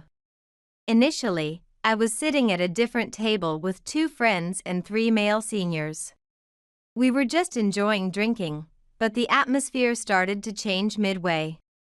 Come on, Anna, you drink so slowly. Let me pour for you. A male senior kept pestering me, pushing drinks on me. I've already drunk quite a bit. Even when I said this, the senior wasn't discouraged. Don't worry. If by chance you get drunk, I'll take care of you. My apartment is close by. He kept pouring more drinks. My 2 friends whispered their concerns, but because of the seniors, I couldn't assert myself strongly. After a while, I started to get drunk. Just when I was really worried, hey, Anna, how about getting some fresh air outside? I think I got a bit drunk. Chris suddenly appeared and took me outside. I could hear the seniors from behind. Chris is being unfair. Are you okay? Chris then offered me some water he bought from a vending machine next to the bar. Thank you. I think I drank a bit too much. I smiled weakly in response. I was genuinely happy that Chris cared and took me out. But I felt a bit regretful that I couldn't handle the situation myself. Maybe sensing my mixed feelings, Chris said. Those guys aren't bad, but it seems they got a bit carried away. Let's go home for today. I'll take you. Then, he took my arm and escorted me home. From there, Chris and I quickly became close. That day, after Chris took me home, I realized our houses were surprisingly close. What I also found out in our conversations was that Chris's family was the wealthiest around here. Despite being in the neighboring town, his family's mansion was famous even in my neighborhood. The house was large, with a significant distance from the gate to the house. Plus, there were always 2 luxury cars parked. However, Chris seemed indifferent about his family home. My house? Sure, it's a bit big, but it's normal, isn't it? Later, as we found that our hobbies and values matched, we started meeting more often. Even a cafe I usually passed by and a movie I had once seen felt incredibly fresh with Chris. We eventually started dating, and right after I graduated from college, we got married. When we announced our marriage to everyone, including family, they were all envious. My mother said, "Anna, it's great that you married into such a wealthy family. Chris is so handsome, I'm jealous." My college friends also said how lucky I was to marry Chris. But it wasn't all happiness. I have various worries that I can't tell my family or friends about. It starts with, "Ms. Anna, the room is a bit dirty." As soon as I returned from the supermarket, my mother-in-law complained. My mother-in-law is quite a troublesome presence. I moved into Chris's family home as soon as we got married. That's when I started living with them, and the trouble began. From the time we announced our marriage. "Chris, are you sure about this person? Are you not settling?"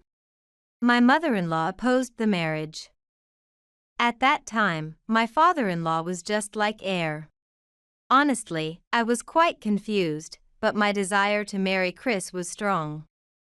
Therefore, I will work hard to become a woman worthy of Chris. Please allow our marriage. Chris also supported me. "Mom, this is Maya and Anna's marriage. Anna says she'll work hard." Eventually, albeit reluctantly, my mother-in-law permitted our marriage. But living together proved to be quite difficult. I had to follow my mother-in-law's schedule from morning till night. I woke up at 4 a.m. for cleaning and preparing breakfast, handled other household duties, and helped with accounting at Chris's family's company during the day, and prepared dinner and did other chores after work. By the time I finished my day's work, it was almost always past midnight. Then one day, which happened to be a Saturday, and I didn't have to help with accounting. I was supposed to spend all day doing household chores. Around noon, the doorbell suddenly rang. When I went to the door, Sarah. As I opened the door, there stood Sarah. Sarah is my actual sister, but I'm a bit wary of her. The reason is her habit of saying, "Everything that's yours is mine, so give it to me." Because of this, even the bicycle my parents bought for me on my birthday, when I was in elementary school, ended up being given to Sarah. Sarah would cry and scream until I gave her what she wanted. And I ended up having to give her many things.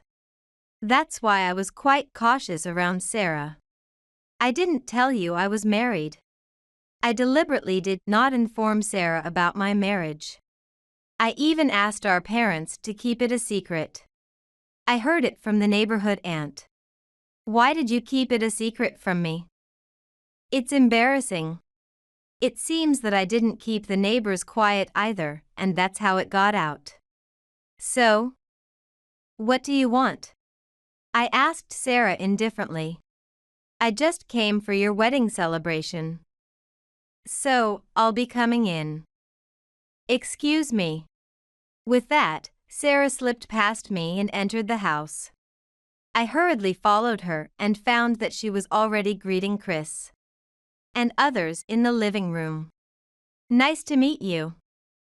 I am Sarah, her sister," Sarah said with a bright smile. "You have such a cute sister, Anna.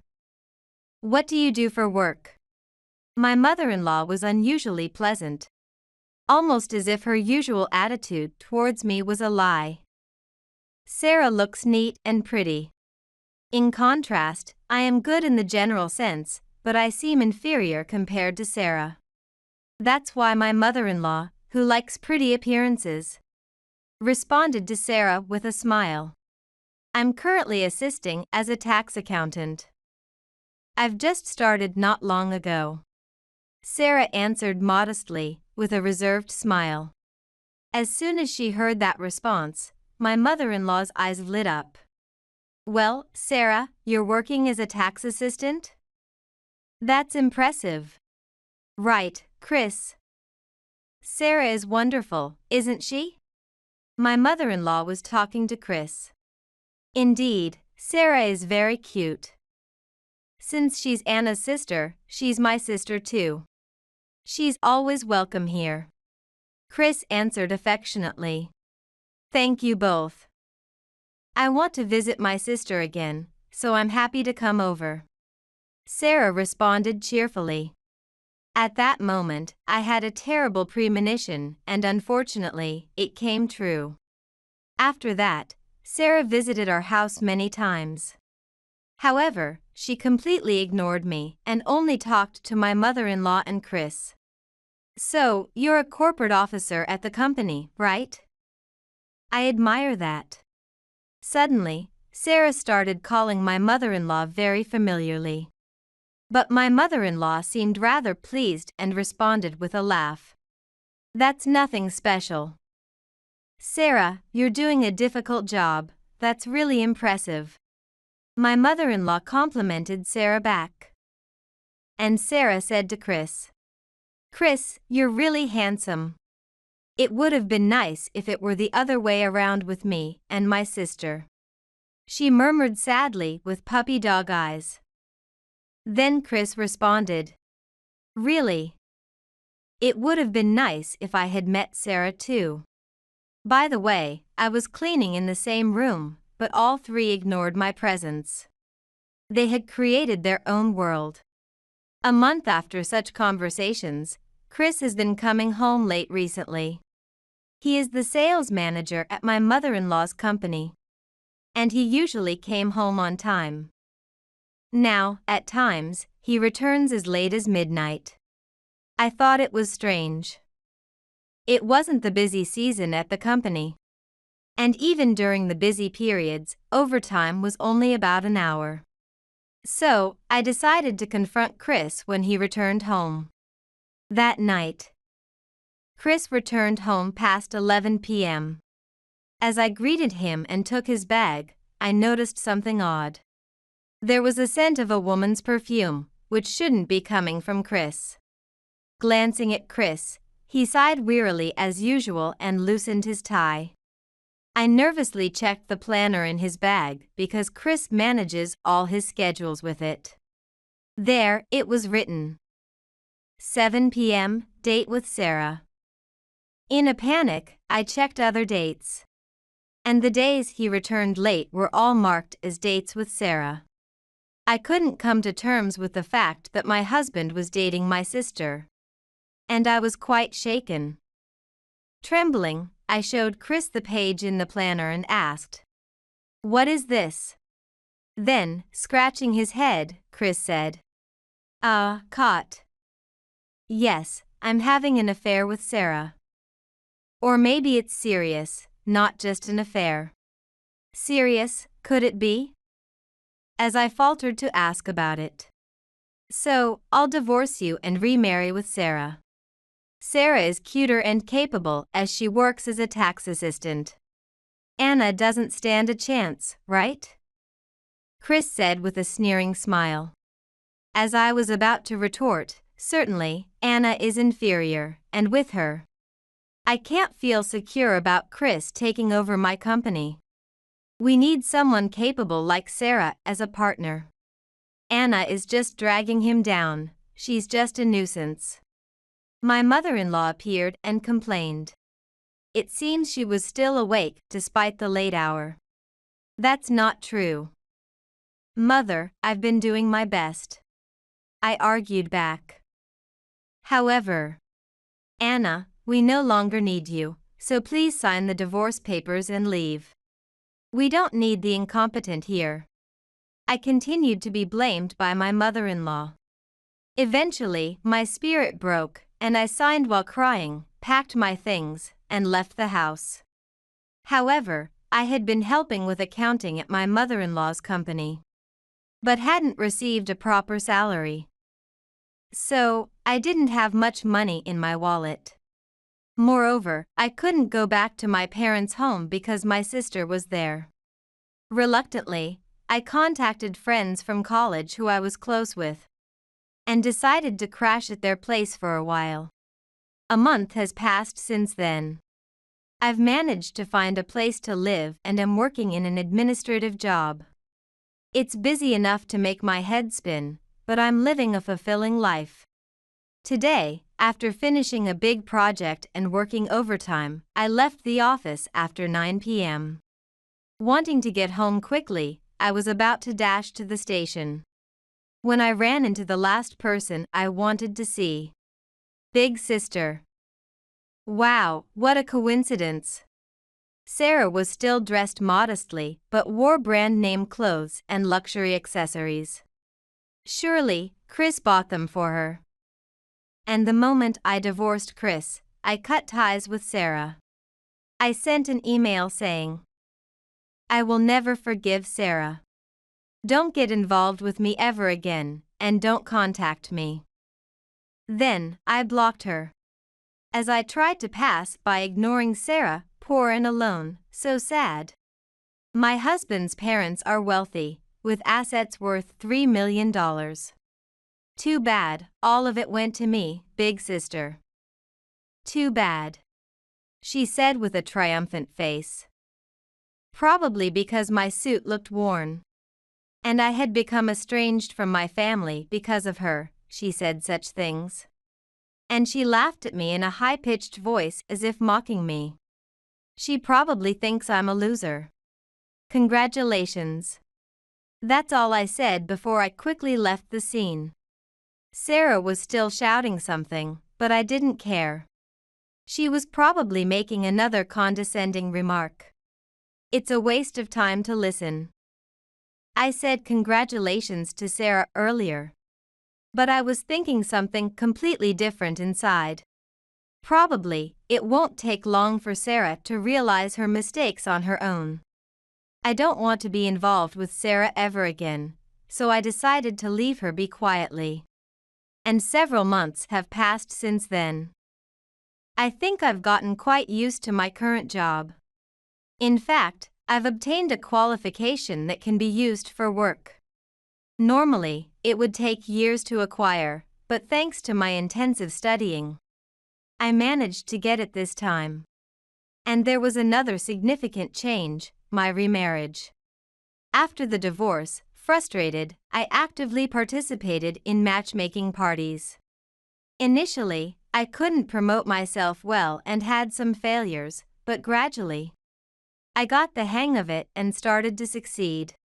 Then, I successfully formed a couple with an older man. After a period of dating, we got married. As I was relishing my happy days with my spouse, my phone rang. It was Sarah. I had recently changed my phone model, so maybe the call blocking settings hadn't transferred properly. I decided to ignore it for now. However, my phone kept ringing from morning till night. I could imagine Sarah must be in a tough situation, but I still didn't feel like answering. If she persisted, I would block her again. Just as I was thinking this, I accidentally answered the phone while handling it. What? Big sis, finally. I have something I want to talk about. Sorry, can you stop calling me repeatedly? We're estranged. I'll block you after this. Bye. I told her this and unilaterally ended the call. Then I proceeded to set up call blocking. That weekend, I was at my vacation home to relax. This vacation home was a special purchase by my husband for my use. Use it when you want to stretch your wings, he had told me. So, I visit here when I'm tired from work and housework. The home is slightly larger than an average house and quite satisfying. It has an ocean view, and just listening to the waves calms my mind. I also got to do the interior decoration to my liking, which I really enjoy. While I was relaxing at the vacation home, suddenly the doorbell rang. Who could it be in such a place? I wondered as I went to answer. It was Sarah. Huh? Sarah? How did you find this place? I was surprised by the unexpected visitor. I hadn't told even our parents about this vacation home. There shouldn't be a way for Sarah to know. I hired a detective to investigate. You blocked my calls. Sarah seemed quite angry. Her eyes were glaring, which was a bit scary. So, why go to the trouble of hiring a detective to come to my vacation home? I asked Sarah straightforwardly. You lied, Sarah said, glaring at me. What are you talking about? I couldn't help but laugh as I asked. I knew too well what was coming next, and it amused me. Chris's parents being wealthy with $3 million in assets was a lie, right? Sure, Chris's house is big and the land is vast. So maybe it was worth about $3 million when it was built, but not now. The bath is broken, and wallpaper is peeling off in areas where guests don't come. Isn't Chris's family actually quite poor? Sarah shouted, somewhat panicking. Yes, Chris's family was poor despite appearances. Both his mother and Chris were pretentious, only trying to look good where others could see. The 2 luxury cars parked at their house were actually broken, not drivable. And the house was falling apart everywhere. That's why I had to do cleaning and other housework while helping at Chris's company. Well, Chris's family doesn't have cash. I nodded. Then Sarah continued. Plus, the company run by your mother-in-law is deeply in debt, right? It could go bankrupt at any moment. I saw the company's financial statements, and they were terrible. Indeed, the company my mother-in-law managed was significantly in the red every term. They had incurred a substantial amount of debt, totaling millions. And even selling Chris's family home wouldn't cover the debt. I saw the financial statements. Yeah, it's in the red. It's actually a wonder it hasn't gone bankrupt yet. I agreed, and then. Also, from your mother-in-law. Sarah, you're a tax assistant, right? Our previous tax accountant terminated the contract, so you handle everything now. Also, find lenders because the company can't run. And somehow manage our deficits, she said. I was only doing a tax assistant's job, and I don't even have a tax accountant's qualification. Besides, I quit the tax office soon, so I don't have specialized knowledge. Sarah screamed, becoming panicky. Ultimately, this was why my mother-in-law and Chris had been kind to Sarah. They probably wanted to push the company's failing management onto her. Maybe they thought they could persuade Sarah, who was inexperienced, to somehow manage it. The company's management was indeed in a dire situation. The tax accountant I was dealing with just before I quit had said, with such a management state, the company should be shut down. Normally, it would have collapsed long ago.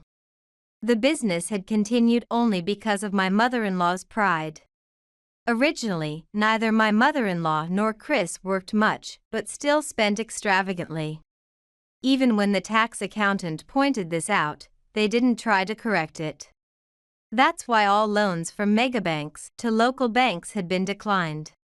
It was too late to do anything now. So what do you expect me to do? I asked with a sigh, wanting to end the conversation quickly. I'm giving Chris back to you, sis. I don't need him anymore. You loved Chris originally, right? Sarah told me. I don't need him. Actually, I'm already remarried. If you hired a detective, you should know that. I declined calmly. Then Sarah got defensive and screamed. Your new husband runs a tax accountant firm, right? So he's not just a manager. Plus, he bought you such a vacation home. So he must be pretty wealthy, huh? Give me some. She began stamping her feet. Clearly, she was upset that I was living happily. No way. You took Chris without realizing his family was poor, right? And you're still not divorced from him, are you? You better head back instead of wasting time here. I immediately rejected Sarah's request. I couldn't let myself be taken advantage of again and again. By the way, going to my husband's place would be pointless. I've instructed his secretary not to let Sarah through. You won't even get a chance to meet him. I had already explained everything to my husband. Of course, he was angry and promised not to meet Sarah. So there's absolutely no chance of any chaos like before. What should I do now? Sarah looked at me with pleading eyes, her shoulders slumping. She must be feeling desperate about the future. Sorry for you. Anyway, I'm happy, so I don't care. Bye. With that, I closed the door and locked it. Sarah rang the bell several times and banged on the door, which was annoying. So I called the police to have her removed. I hope to never see her again. 6 months have passed since then. Eventually, my mother-in-law's company went bankrupt. The company's management was beyond repair, so it was inevitable. Also, Chris's family home was put up as collateral. And the other day when I happened to pass by, it was marked for sale. It seems the Chris family has lost their home. And now, I started receiving calls and texts from Sarah, Chris, and my mother-in-law. From Sarah. Mother-in-law and Chris don't work at all. They don't do any housework. My father-in-law even ran away and is missing. I can't take care of both of them on my meager salary. She always emailed complaints like this. My mother-in-law and Chris were always lazy. Just relaxing and snacking while I did all the accounting work next to them. They probably won't change. From Chris. Please, can we start over? I heard from Sarah that Anna is living quite comfortably now. I'm being pressed to pay back the debts with Mom. Can you help us out somehow? He keeps sending such messages even though I've blocked his calls. My mother-in-law also. Anna, I'm really sorry for everything. It was all my fault. Now I'm living in a rundown apartment that Sarah rented. And it's really tough living in one room with 3 people. We can barely eat properly, and some nights we only have bean sprouts for dinner. Please, won't you at least take care of me? We're family, after all. She keeps sending such messages. It almost feels refreshing to get these messages. To all of them, I respond. I don't know you. You are strangers, so please do not contact me ever again. I'm living happily. I'm really glad I got divorced. Goodbye. They are all strangers now, and I'll have nothing to do with them from now on. I've changed my phone number, so I shouldn't receive any more contacts. Another 6 months have passed. Recently, I've started interacting with my parents again. They've cut ties with Sarah because she repeatedly asked them for money. At first, they helped her with small amounts but finally ran out of patience and cut her off. Yet, Sarah and the others still visited their home several times. Apparently desperate for money. Finally, my parents moved away without telling Sarah where. The last time my parents saw Sarah and the others, they looked terrible. Sarah appeared much older than her age by at least 15 years. And her clothes were wrinkled and worn. Chris and my mother-in-law also looked malnourished. That's why my parents decided they never want to be involved with them again. Surely, they still have a lot of debt. And even just paying the interest must be a tough monthly ordeal. I'm truly glad I could get away from Chris and his family. Just thinking I could have been in that position sends shivers down my spine. Sarah called me poor, but in the end, she became poor herself. It seems like what you say about others eventually comes back to you. They will probably continue to struggle with money. While I've gained experience and am now able to work as a certified tax accountant. The difficult qualification I obtained was for a tax accountant. It's a job requiring high specialization and constant study, which is challenging. Moreover, I'm employed as a tax accountant at my husband's firm. And it's quite busy, especially during tax season in February and March. But unlike Chris, my current husband is very kind. Are you okay? Let's go on a trip together once the tax season is over. He says, caring for me. Planning a trip with my husband is something I look forward to now. Plus, unlike Chris, my husband works hard, which I find very attractive. I hope we can continue to have fun together.